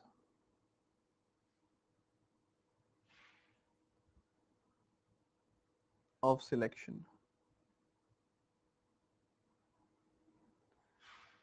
अगर आपने सिलेक्शन करना है, मतलब आपके पास मान लो 5 अलग अलग कलर की बॉल्स पड़ी हैं, मान तो लो, मान लो 5 अलग अलग कलर की बॉल्स पड़ी हैं आपके पास। आपको इन 5 में से कोई 2 गेंदें सिलेक्ट करनी है, तो वो ये 2 गेंदें हो सकती हैं, या ये 2 गेंदें हो सकती हैं, या ये 2 हो सकती हैं, या ये 2 हो सकती हैं, या ये 2 हो सकती हैं, या ये 2 हो सकती हैं, या ये 2 हो सकती हैं, या फिर ये 2, या फिर ये 2, या फिर ये 2, कोई भी 2 हो सकती हैं। तो 5 में से 2 गेंदें सिलेक्ट करनी है, वो कौन सी 2 होंगी, इसके कितने वेज हैं, कितने तरीकों से आप कर सकते हो, वो कैलकुलेट करना हो तो उसके लिए जो काम आता है वो आता है कॉम्बिनेशन। क्या काम आता है? कॉम्बिनेशन। इस कॉम्बिनेशन की ना एक रिप्रेजेंटेशन होती है, वो क्या होती है? वो होती है एन सी आर। क्या होती है वो? N C R. इसका मतलब होता है एन ऑब्जेक्ट्स में से आर ऑब्जेक्ट्स को सिलेक्ट करने के वेज। ठीक है, इसका मतलब पता है क्या होता है? इसका मतलब होता है आपके पास n ऑब्जेक्ट्स हैं, आपने उसमें से r ऑब्जेक्ट्स को सिलेक्ट करना है, तो उसके कितने वेज हैं? n ऑब्जेक्ट्स में से r ऑब्जेक्ट्स को सिलेक्ट करने के वेज। ठीक है, ऐसा है।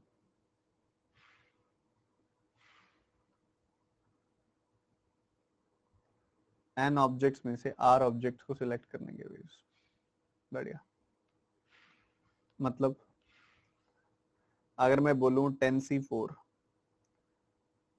अगर मैं बोलूं 7c3, अगर मैं बोलूं 4c2, अगर मैं बोलूं 10c4, अगर मैं बोलूं 12c5, अगर मैं बोलूं 14c6, तो बोलो इसका मतलब क्या है? इसका मतलब है आपके पास 10 ऑब्जेक्ट्स रखे हुए हैं, उन 10 ऑब्जेक्ट्स में से कोई 4 ऑब्जेक्ट्स आपने सिलेक्ट करने हैं, तो उसके कितने वेज होंगे? इसका मतलब है आपके पास 7 ऑब्जेक्ट्स रखे हुए हैं, उन 7 ऑब्जेक्ट्स में से 3 ऑब्जेक्ट सिलेक्ट करने हैं, तो उसके कितने वेज होंगे? आपके पास 4 ऑब्जेक्ट्स रखे हुए हैं, उन 4 ऑब्जेक्ट्स में से कोई 2 ऑब्जेक्ट सिलेक्ट करने हैं, तो उसके कितने वेज होंगे? आपके पास 10 ऑब्जेक्ट्स रखे हुए हैं, उन 10 ऑब्जेक्ट्स में से आपने 4 ऑब्जेक्ट सिलेक्ट करने हैं, तो उसके कितने वेज होंगे? आपने 12 ऑब्जेक्ट्स में से 5 ऑब्जेक्ट सिलेक्ट करने हैं, तो उसके कितने वेज होंगे? आपके पास 14 ऑब्जेक्ट्स हैं, उसमें से 6 ऑब्जेक्ट सिलेक्ट करने हैं, उसके कितने वेज होंगे? इसका ये मतलब होता है। इसको रीड ऐसे करते हैं, इसको रीड करने का ये तरीका। ठीक है, रीड करने का तो ये तरीका है। सर सॉल्व कैसे करते हैं ये बताओ। देखो अगर कायदे से देखोगे तो इसका एक फॉर्मूला होता है, N factorial by R factorial over N minus R factorial. But ना हमें फैक्टोरियल पता, ना हम फॉर्मूला रट के खुश हैं। अब डीप इनसाइड काफी सारे स्टूडेंट्स के मन में आ रहा है, सर फॉर्मूला बता रहे हो तो हम जा रहे हैं, देखो फिर हम नहीं बैठते, फिर हम नहीं खेल रहे सर, हम जा रहे हैं, चीटिंग है। तो मैंने कहा, मैंने कब का फॉर्मूला बता रहा हूँ? फॉर्मूला बताने से पहले मैंने बोला था ना, कायदे से करो तो फॉर्मूला है, पर हम कहाँ कायदे से करते हैं। हमने तो आज तक टाइम स्पीड एंड डिस्टेंस में फॉर्मूला नहीं लगाया, हम करते ही नहीं है कायदे से,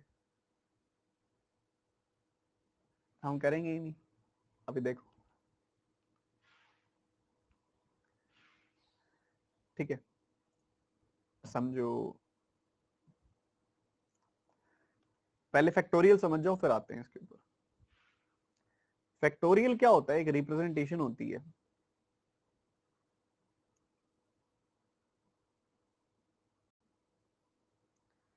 फैक्टोरियल जिसको हम रिप्रेजेंट करते हैं एक्सक्लेमेशन मार्क से, या फिर ऐसा भी लिख देते हैं कई बार। मतलब मान लो 3 फैक्टोरियल लिखना होगा तो उसको ऐसा भी लिख सकते हैं और ऐसा भी लिख सकते हैं, दोनों तरीके हैं लिखने के, 3 फैक्टोरियल। ठीक है, अब यार अगर ऐसा है तो फैक्टोरियल का मतलब बता दिया, फैक्टोरियल फैक्टोरियल होता क्या है ये तो बताओ ढंग से सर। तो देखो मान लो आपको कोई कहता है एन फैक्टोरियल, तो n फैक्टोरियल का मतलब होता है n into n minus one into n minus two into n minus three into n minus four into n minus five, तब तक करते जाओ जब तक ना आ जाए क्या ना आ जाए, वन ना आ जाए। ठीक है, करते जाओ करते जाओ करते जाओ जब तक वन ना आ जाए।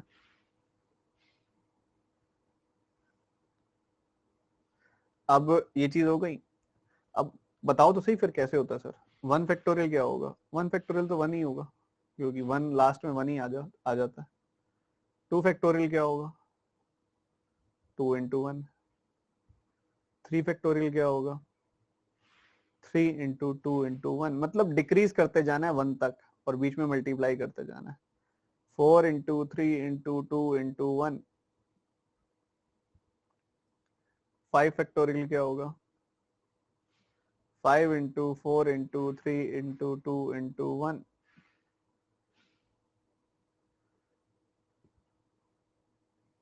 सिक्स फैक्टोरियल क्या होगा? Six into five into four into three into two into one. ये होगा। तो वन फैक्टोरियल का मतलब वन, टू फैक्टोरियल का मतलब टू, थ्री फैक्टोरियल का मतलब सिक्स, चार फैक्टोरियल का मतलब 24, 120, 720। ठीक है, ऐसे चल रहा होता, ऐसे चल रहा होता। अब ये इनका इंडिविजुअल मतलब है। उसके बाद एक और एक्सेप्शन होता है जो आपको पता होना चाहिए, जीरो फैक्टोरियल का मतलब भी वन होता है। कैसे होता है ये मत पूछना, क्योंकि डेरिवेशन है इसकी पूरी और वो मैं बताने नहीं वाला, सिर्फ रट लो दिमाग में। यूज बहुत रेयर है, कभी मेंस में हो जाए तो पता होना चाहिए, कभी हुआ भी नहीं वैसे तो, पर कभी मेंस में अगर वो ज्यादा सयाना बन गया एग्जामिनर तो कर सकता है यूज, तो पता होना चाहिए। उसका डेरिवेशन अभी नहीं कराऊंगा, जरूरत नहीं है, क्योंकि बस याद कर लो जीरो फैक्टोरियल भी वन होता है, वन फैक्टोरियल भी वन होता है। ठीक है, ये हुआ। अब आ जाओ मुद्दे के ऊपर कि भाई इनको ओपन कैसे करते हैं। मान लो कोई आपको कहता है 5C2, क्या कहता है 5C2, कैसे ओपन करते हैं इसको, कैसे सॉल्व करते हैं? ध्यान से सुनना मेरी बात को। नीचे क्या लिखा हुआ है? नीचे टू लिखा हुआ है ना, तो आप भी लिख दो टू और लगा दो फैक्टोरियल, पहला स्टेप। ऊपर क्या लिखा हुआ है? ऊपर पांच, लिख दो पांच, और नीचे दो लिखा हुआ है ना, इसलिए दो बार खोल दो इसको, 5 गुना 4, बस हो गया। टू फैक्टोरियल होता है 2 × 1, 3 आ गया 10। मान लो आपको कोई कहता है 4C2, तो नीचे क्या लिखा हुआ है? टू, तो आप भी लिख दो 2 फैक्टोरियल। ऊपर लिख क्या लिखा हुआ है? 4, और नीचे क्या लिखा हुआ है? 2, तो 4 को दो बार खोल दो, 4 × 3,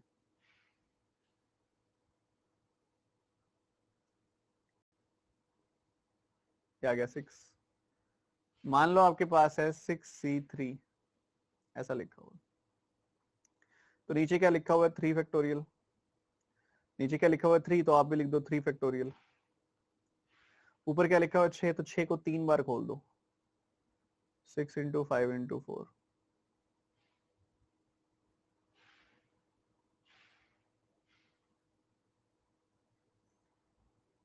3 फैक्टोरियल, 3 × 2 × 1, 3 2 ज़ा 6, तो 5 4 ज़ा 20 हो गया। ठीक है, ऐसा करो, ये सारे करके दिखाना सॉल्व जो लिखे हुए हैं, सबकी वैल्यू निकाल के दिखाओ, टूट पड़ो फटाफट से।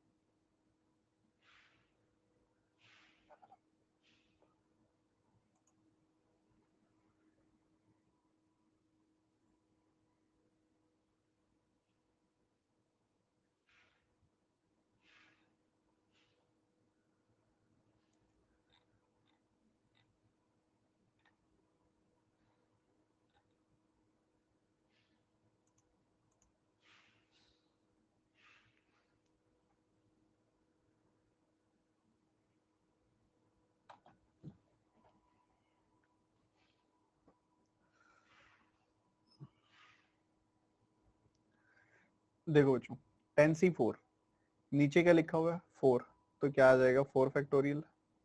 ऊपर क्या लिखा हुआ है 10, तो 10 को 4 टाइम्स ओपन कर दो, 10 इंटू 9 इंटू 8 इंटू 7, तो ये क्या बन जाएगा 10 इंटू 9 इंटू 8 इंटू 7, नीचे बन जाएगा 4 इंटू 3 इंटू 2 इंटू 1, तो 2 4 8, 3 3 9, तो 210 आ गया। जी बिल्कुल आ गया। 7c3 नीचे आएगा 3 फैक्टोरियल, ऊपर आएगा क्या 7 into 6 into 5, 7 into 6 into 5 over 3 into 2 into 1, 35 आ गई वैल्यू। 4c2 नीचे है 2, तो नीचे आ जाएगा 2 फैक्टोरियल, ऊपर दो बार ओपन कर दो, 4 3 12, 2 फैक्टोरियल क्या होता है 2 इंटू 1 यानी कि 2, तो ये आ गया 6। 10c4 इसे एज इट इज लिख दिया सामने, 10c5 लिख लो यहाँ पे। 10c5 करोगे तो क्या आएगा, नीचे आएगा 5 फैक्टोरियल यानी कि 5 इंटू 4 इंटू 3 इंटू 2 इंटू 1, और ऊपर 5 टाइम्स ओपन कर दो, 10 इंटू 9 इंटू 8 इंटू 7 इंटू 6, तो 3 2 6, ठीक है। 5 2 10, 4 2 8, 14 गुना 18 मतलब 252। 12c5 तो नीचे आएगा 5 फैक्टोरियल मतलब 5 इंटू 4 इंटू 3 इंटू 2 इंटू 1, और ऊपर आएगा 12 को 5 टाइम्स ओपन कर देना है।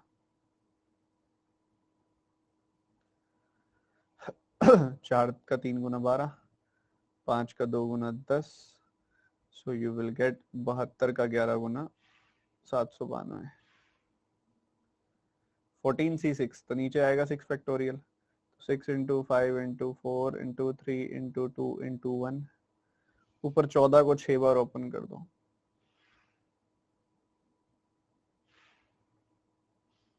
ठीक है। तो 6 का 2 गुना 12 और 5 का 2 गुना 10, 3 का 3 गुना 9,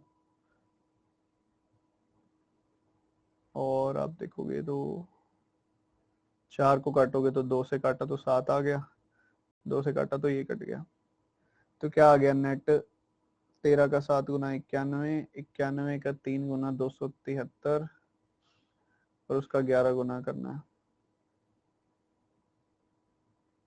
3003। तो ये हमारी वैल्यूज आ गई। क्या आपकी भी यही आई थी? बताओ बताओ बताओ बताओ बताओ डिटो। तो आ गया सबको सॉल्व करना कैसे करते हैं?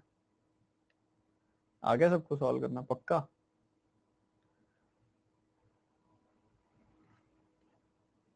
शाबाश शाबाश, वेरी गुड वेरी गुड।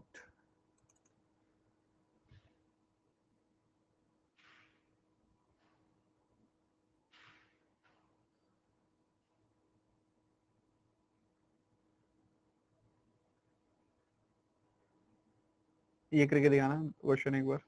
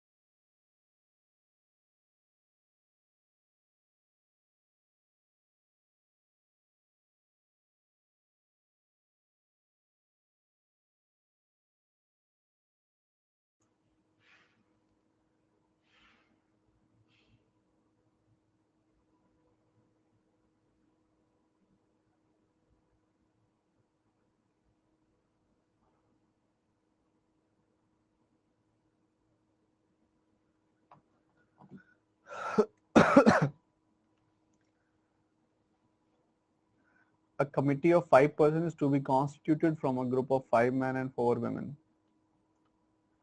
5 आदमी हैं, 4 महिलाएं हैं. 5 आदमी हैं, 4 महिलाएं हैं. मतलब 9 लोग हैं total. 9 people are there.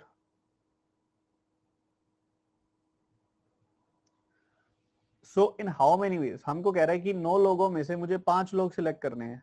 9 people में से मुझे 5 people सिलेक्ट करने हैं. तो ऐसे कितने तरीकों से कर सकता हूं मैं? 9 लोगों में से अगर मुझे 5 लोग सिलेक्ट करने हैं तो मैं 9C5 तरीकों से कर सकता हूँ. 9C5 मतलब 5 into 4 into 3 into 2 into 1, 5 factorial आ गया.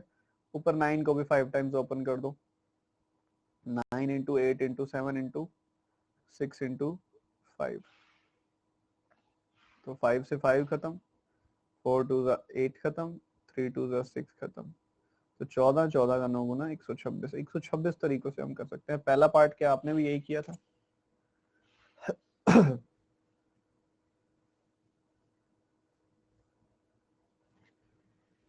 बताओ.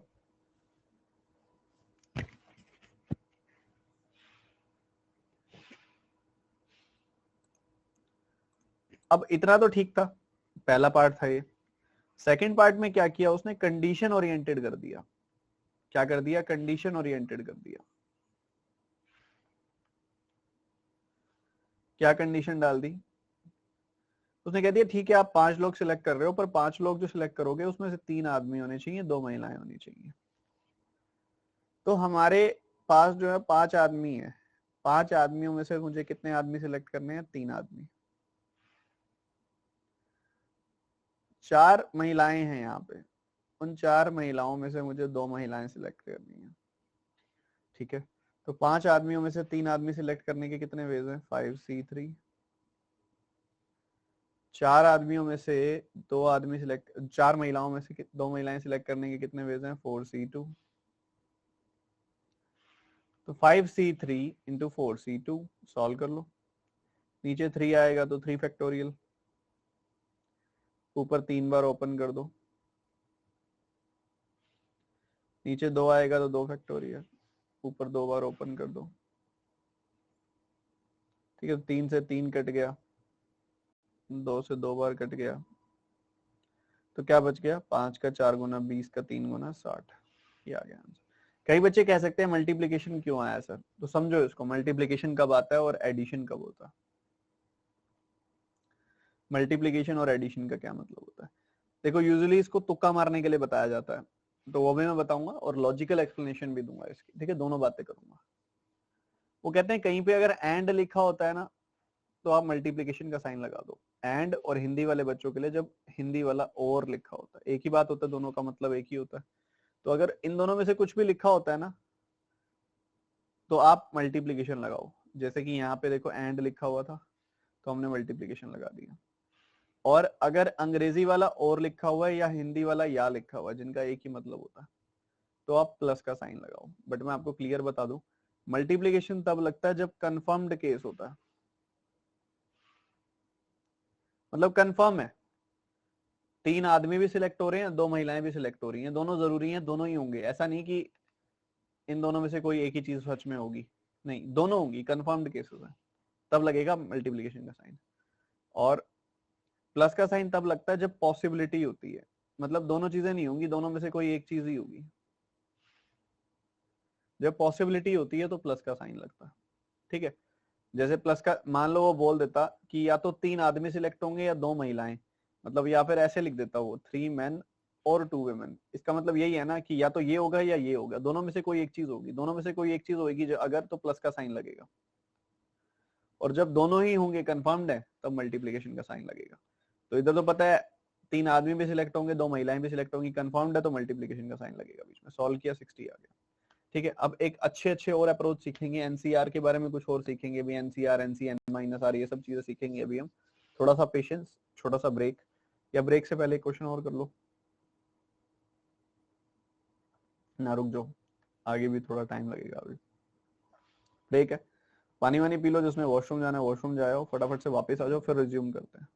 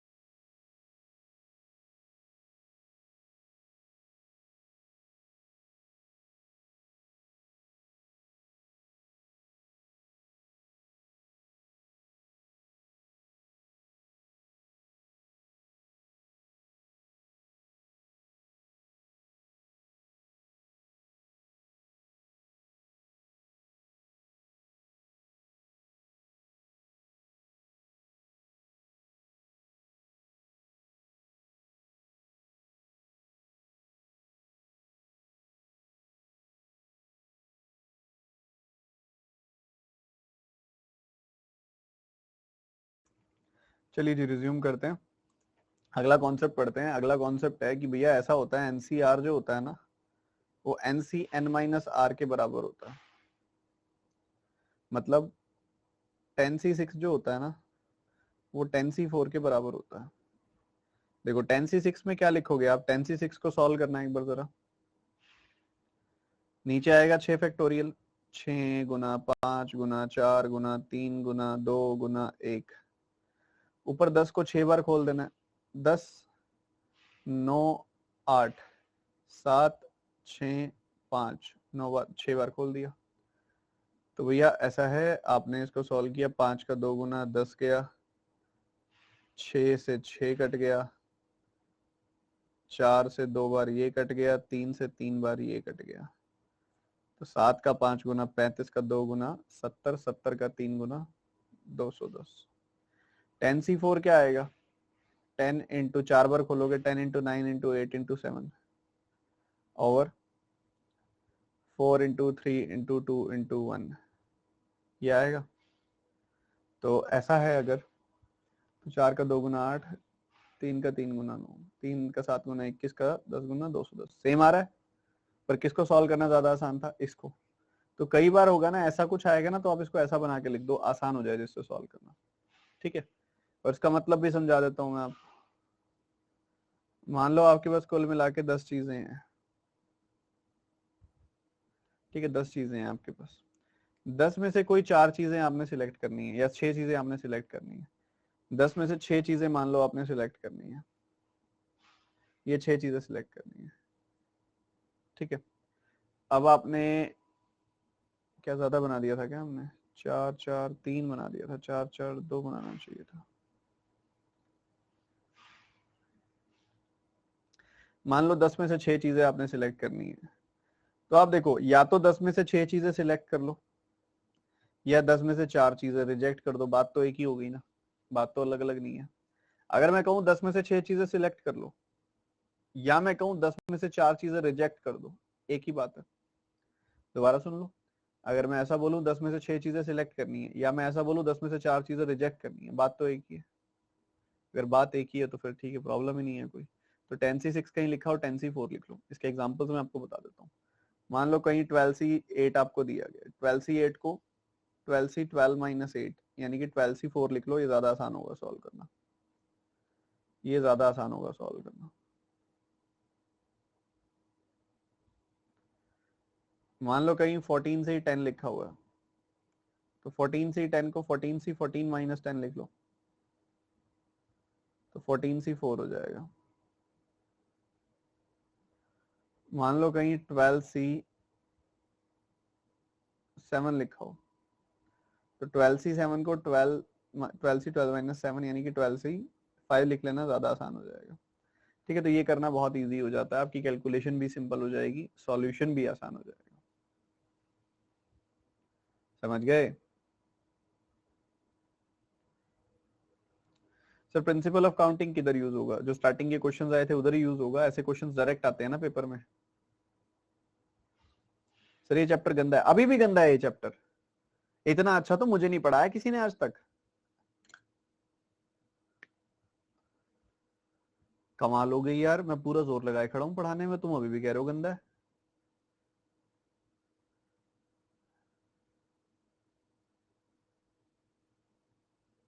दूसरी चीज, आपको गंदा लग रहा है मतलब आप ऑटोमेटिकली कंपटीशन से बाहर हो चुके हो, मतलब आप ये चैप्टर छोड़ के जाओगे। और एक बात सीधी सी बता दूं, चैप्टर करके जाने वाले मेरे बच्चे बहुत ज्यादा हैं उन बच्चों से जिनकी एक्चुअल में वैकेंसीज आती हैं। तो जो छोड़ के जा रहे हैं वो तो भूल ही जाओ, जो छोड़ के जा रहे हैं वो तो भूल ही जाओ, जो चैप्टर छोड़ के जा रहे हैं वो सिलेक्शन भूल ही जाओ। क्योंकि पहली बात तो इन चैप्टर्स की वेटेज बढ़ती जा रही है टाइम के साथ, दूसरा मेरे स्टूडेंट्स बहुत अच्छे से पढ़ के जा रहे हैं। अब तुम लगा लो क्या करना है, तुम्हारी मर्जी है। वैसे अच्छा यार, इतना ज्यादा से ज्यादा इंटरेस्ट पैदा करने वाले के लिए तो फिर कोई मार्च से बुलाना पड़ेगा।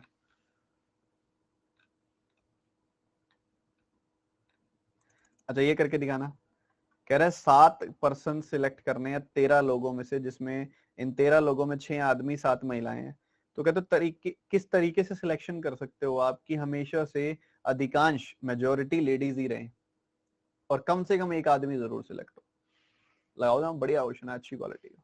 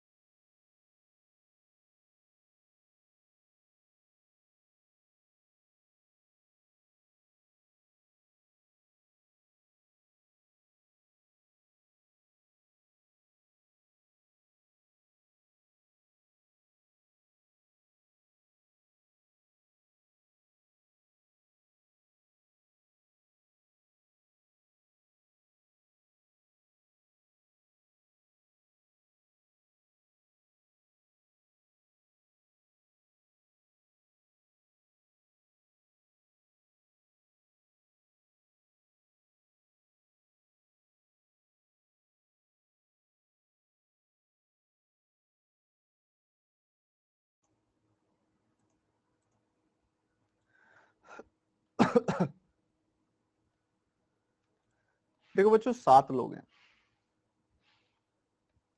जिनको सिलेक्ट करना है, और हमारे पास कुल मिला के 13 पीपल हैं। 13 पीपल हैं जिसके अंदर हमें पता है कि 6 तो मैन है और 7 लेडीज हैं या विमेन है, सीधी सी बात। 6 मैन है, 7 विमेन है। अच्छा है, बढ़िया।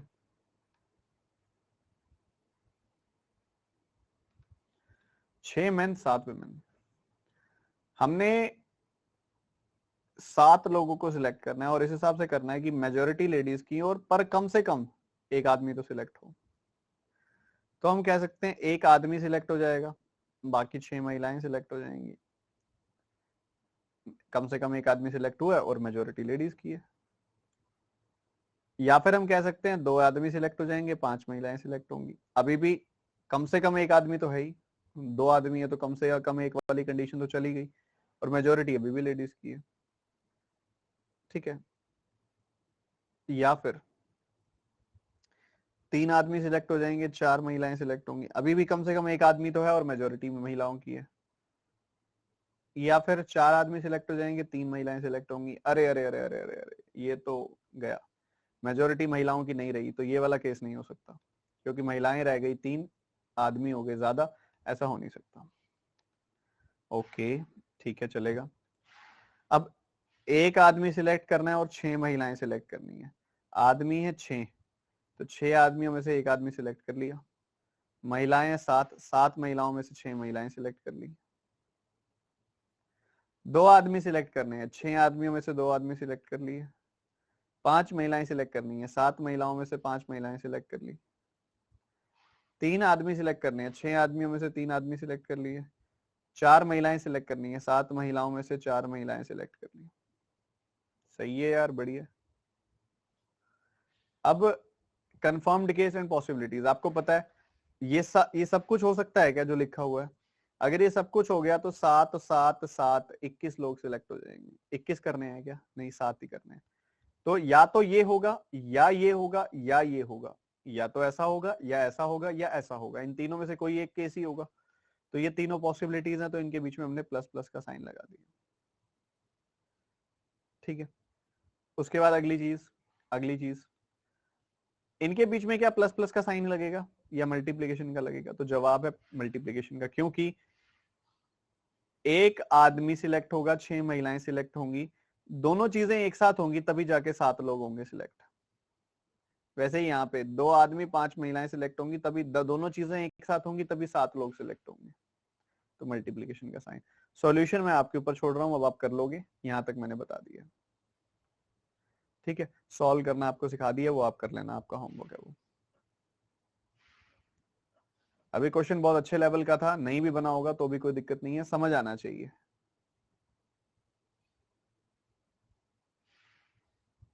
समझ आना जरूरी है। मैं एक बार रिपीट कर देता हूँ, क्विक रिपीट कर देता हूँ, ध्यान से सुन लो। हमारे पास है कुल मिला के 13 लोग। 13 लोगों में से 7 आदमी है, 6 आदमी है, 7 महिलाएं हैं, 6 मैन है, 7 विमेन है। हमें पता है ये चीज। बढ़िया। अब 7 लोगों को सिलेक्ट करना है 13 लोगों में से, जिसमें से 6 आदमी है, 7 महिलाएं हैं। इस तरीके से करना है कि हमेशा मेजोरिटी लेडीज की हो, मतलब लेडीज और जेंट्स में, मेन और विमेन में विमेन ज्यादा हो हर बार, पर आदमी कम से कम एक तो हो ही, ये कंडीशन है। तो हमने कहा एक आदमी 6 महिलाएं सिलेक्ट कर लो, 7 लोग भी सिलेक्ट हो गए, कम से कम एक आदमी भी है, मेजोरिटी लेडीज की भी है। 2 आदमी 5 महिलाएं सिलेक्ट कर लो, 7 लोग सिलेक्ट हो गए, कम से कम एक आदमी भी है, मेजोरिटी लेडीज की भी है। 3 आदमी 4 महिलाएं सिलेक्ट कर लो, सेम कंडीशन अभी भी सेटिस्फाई हो रही है। पर अगर 4 आदमी और 3 महिलाएं सिलेक्ट की तो मेजोरिटी महिलाओं की नहीं रहेगी, तो फिर ये कंडीशन वायलेट हो जाएगी, वो हम कर नहीं सकते। ठीक है, तो यही 3 केसेस बनेंगे। अब ये तीनों में से कोई एक केस ही होगा, ऐसा है नहीं तीनों केस हो जाएंगे। तीनों केस हो गए तो 21 आदमी सिलेक्ट हो जाएंगे, जो पॉसिबल नहीं है। कोई एक केस होगा, मतलब ये तीनों पॉसिबिलिटीज है, तीनों पॉसिबिलिटीज है तो बीच में प्लस प्लस का साइन। अब ऐसा होगा या ऐसा होगा या ऐसा होगा। बात करें इस साइन की, तो बच्चों देखो, एक आदमी सिलेक्ट होगा और 6 महिलाएं भी 7 सिलेक्ट होनी चाहिए, तभी 7 लोग सिलेक्ट होंगे, तो ये कंफर्म्ड केस है, इसलिए मल्टीप्लीकेशन लगेगा यहाँ पे भी, यहाँ पे भी और यहाँ पे भी। बस इसको सॉल्व कर लिया, आंसर आ गया। सीधा साधारण सा सवाल। ये करके दिखाना, ये नहीं करना, अभी रुक जाओ, ये करके दिखाओ।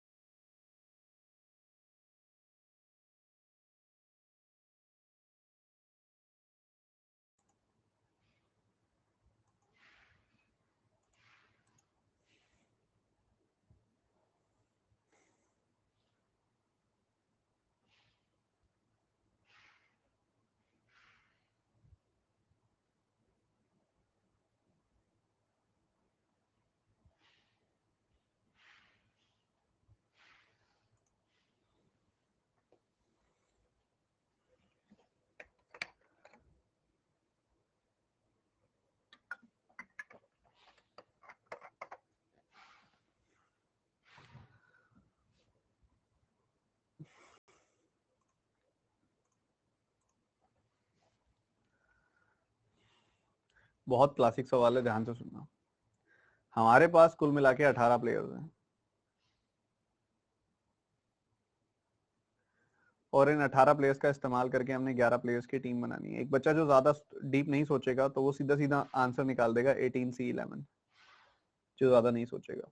बट सोचने के ही तो सब काम है, सोचना तो पड़ेगा, इसी की तो दौड़ाना है अच्छे से। तो बच्चे 18 प्लेयर्स हैं,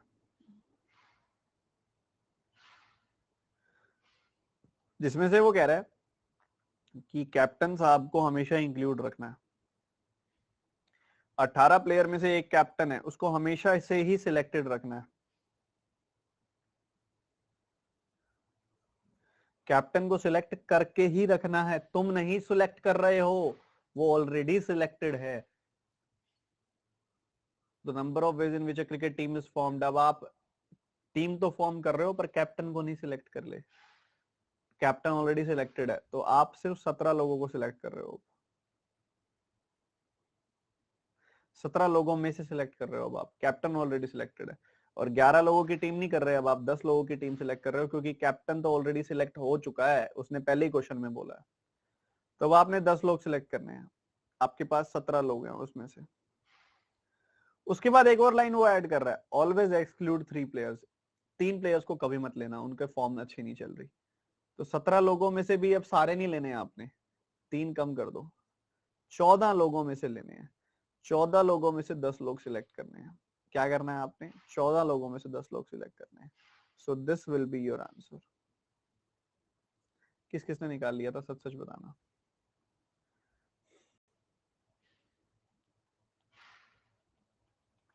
और किस किस को समझ में आ गया, एक बार पूरे एंथुसियाज्म के साथ बता दो।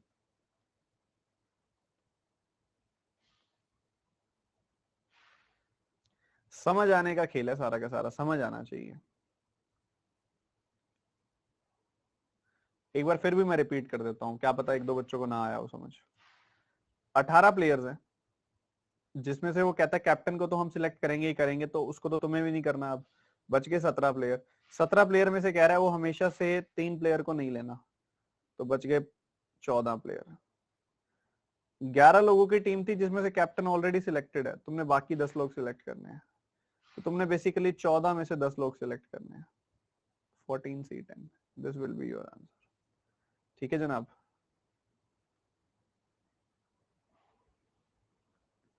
एक क्वेश्चन बताओ, आपको दे रहा हूं मैं। इन a party,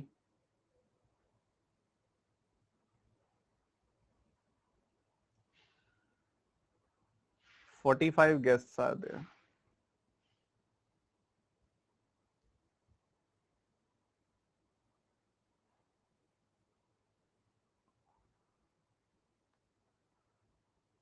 All guests are asked to handshake with each other.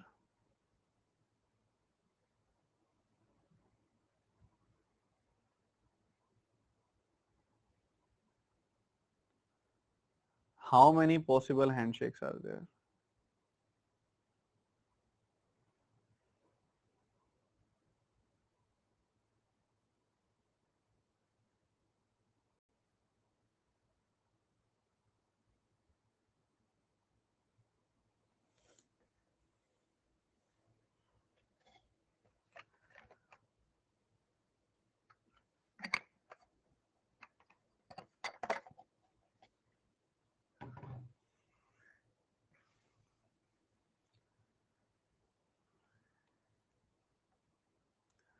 Asked to shake hands with each other.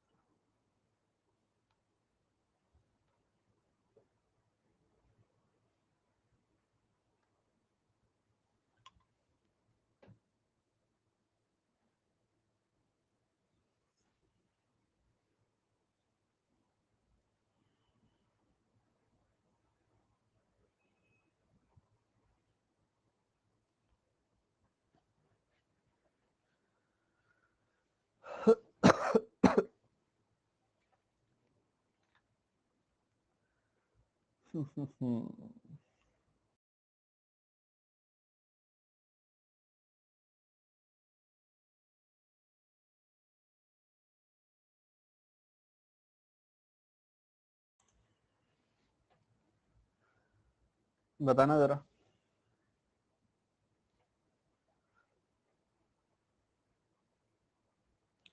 शाबाश। समझो, देखो एक हैंडशेक के लिए ना 2 हाथ चाहिए होते हैं, पर क्या वो 2 हाथ एक ही पर्सन के हो सकते हैं? नहीं, दोनों हाथ अलग अलग पर्सन के होने चाहिए। तो मैं बेसिकली कह सकता हूं एक हैंडशेक के लिए 2 लोग चाहिए होते हैं, एक हैंडशेक के लिए 2 लोग चाहिए होते हैं। तो इसको समझने के लिए एक आसान से तरीके से देखो, मान लो हमारे पास ये 4 लोग हैं, एक का नाम है ए, एक का नाम बी, एक का नाम सी, एक का नाम डी। तो ए बी से हैंडशेक करेगा, ए सी से हैंडशेक करेगा, ए डी से हैंडशेक करेगा, बी सी से हैंडशेक करेगा, बी डी से हैंडशेक करेगा, सी डी से हैंडशेक करेगा। यही हैंडशेक्स होंगे। अगर आप ये बोलो कि ए बी से हैंडशेक करेगा फिर एक और हैंडशेक गिनो जो बी ए से करेगा, तो गलत है। ए और बी का हैंडशेक हो गया आपस में, बस खत्म। बी और ए का कोई अलग से नहीं होगा, हो गया ए और बी का हैंडशेक। तो ऐसे 6 हैंडशेक्स पॉसिबल है। पर ये तो थोड़े बहुत लोग हैं, 4 लोग, तो आपने ऐसे कैलकुलेट ऐसे देख लिया, चेक कर लिया। ज्यादा लोग होंगे तो बच्चों एक हैंडशेक के लिए चाहिए होते हैं 2 लोग। तो आपको बस ये देखना है कि लोग कितने हैं। यहाँ पे देखा तो 4 लोग हैं, तो इन 4 लोगों में से 2 लोग सिलेक्ट करने के कितने वेज हैं? 4c2। तो 4c2 तो नीचे आएगा 2 फैक्टोरियल और ऊपर आएगा 2 बार खोल दो 4 और 3 को, सो यू विल गेट 6। तो क्या ये 6 है नंबर? बिल्कुल ये 6 हैंडशेक्स हैं, और 6 हैंडशेक्स आ भी गए हमारे नॉर्मल तरीके से भी, कैलकुलेट करके भी। तो यहाँ पे हमारे पास 45 गेस्ट है, तो कितने पॉसिबल हैंडशेक्स हो जाएंगे? भाई 45 गेस्ट में से 2 गिलास, 45 गेस्ट हैं, 2 गेस्ट सिलेक्ट करने के कितने वेज हैं? 45c2। So this will be 2 factorial और ऊपर आएगा 45 into 44। So this will be 45 into 44 by 2 factorial, यानी कि 2 इंटू 1। तो ये हो जाएगा 990 हैंडशेक्स पॉसिबल है। समझ आ गई मेरी बात? कॉन्सेप्ट क्लियर हो गया?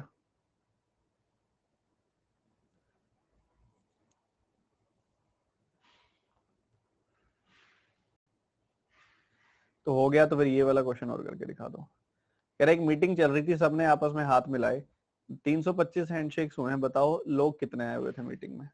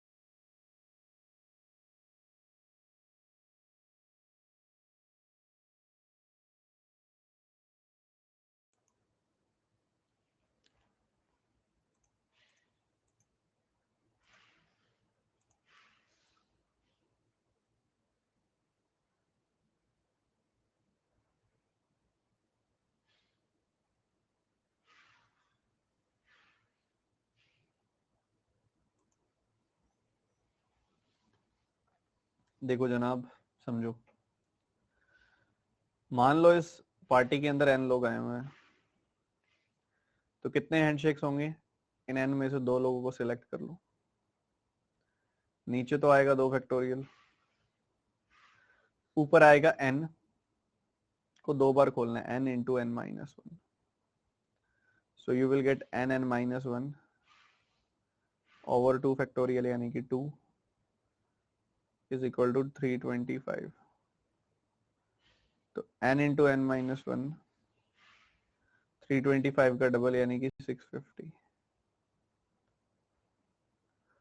तो बच्चों n इंटू n माइनस 1 का क्या मतलब होता है? एक नंबर और एक उससे एक कम, तो 2 नंबरों का प्रोडक्ट 650 है और उन दोनों नंबर्स का डिफरेंस 1 है, मतलब 2 लगातार नंबर है। 2 लगातार नंबर है तो मतलब वो किसी परफेक्ट स्क्वायर के पास होंगे, है ना?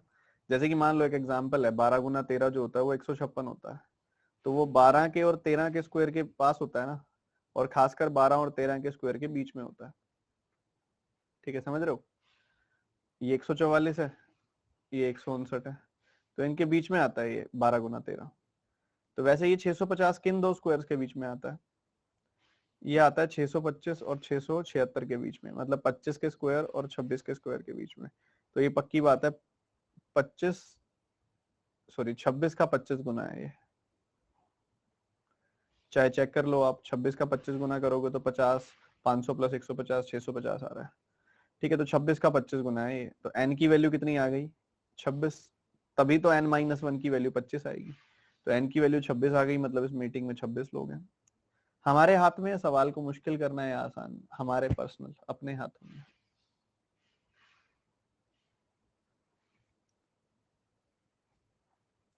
कैलकुलेशन भी हमारे हाथ में है, खेल भी हमारे हाथ में है। बच्चे कह रहे लास्ट वाली चीज रिपीट करो। बच्चों जब भी दो लगातार नंबर होते हैं ना ऐसे, देखो एक का डिफरेंस है ना इन दोनों नंबर्स में, n into N minus one, सिर्फ एक का डिफरेंस है। तो ऐसे दो मतलब कॉन्जिक्यूटिव नंबर्स हो गए, दो लगातार नंबर हो गए, उनका जब भी प्रोडक्ट करोगे ना, तो मैंने एक एग्जांपल लिया, जैसे 12 का 13 गुना करते हो 156, तो ये 156 जो होता है ना, ये 12 के स्क्वायर और 13 के स्क्वायर के बीच में आता है। तो वैसे ही अगर आप 650 देखोगे ना, जो इन दोनों नंबर का प्रोडक्ट है, तो वो 625 और 676 के बीच में आता है, यानी कि 25 के स्क्वायर और 26 के स्क्वायर के बीच में आता है। तो पक्की बात है ये 26 गुना 25 ही होगा। फिर हमने करके भी देख लिया, 26 गुना 25 650 ही आ रहा है। तो n की वैल्यू 26, n माइनस वन की वैल्यू n-1 की वैल्यू 25, तो n की वैल्यू 26, तो आंसर आ गया 26। समझे? तो भैया ऐसा है, आज बहुत कुछ नया सीख लिया, तो रिवाइज नहीं करोगे ना तो सब ऊपर से जाएगा, एकदम सिर के ऊपर से जाएगा। तो रिवाइज जरूर करके आना, एक एक चीज को दिमाग में बैठा के आना। क्लास में आओगे ना जब, नेक्स्ट क्लास में, नेक्स्ट क्लास आपकी कल ही रखूंगा मैं, और नेक्स्ट क्लास में तो मेंसुरेशन करेंगे 2D वाला। तो सभी के सभी बच्चे इसको टाइम से कर लेना, एकदम समय से, ठीक है? समय से कर लेना इसको, और रिवाइज अच्छे से करके आना। 2-3D करेंगे, 2D करेंगे, 3D रिवाइज करके आना, थोड़े बहुत 3D क्वेश्चंस भी करेंगे कल, ठीक है? तो मिलते हैं कल, आप सब बच्चे टाइम से पहुंचिएगा, और इसके अलावा कुछ भी नहीं, ठीक है? रिवीजन जरूरी है, रिवीजन अच्छे से करके रखिए, ठीक है? ये वाला सेशन यहीं पे एंड करते हैं, मिलते हैं अगली क्लास में बच्चों, बाय।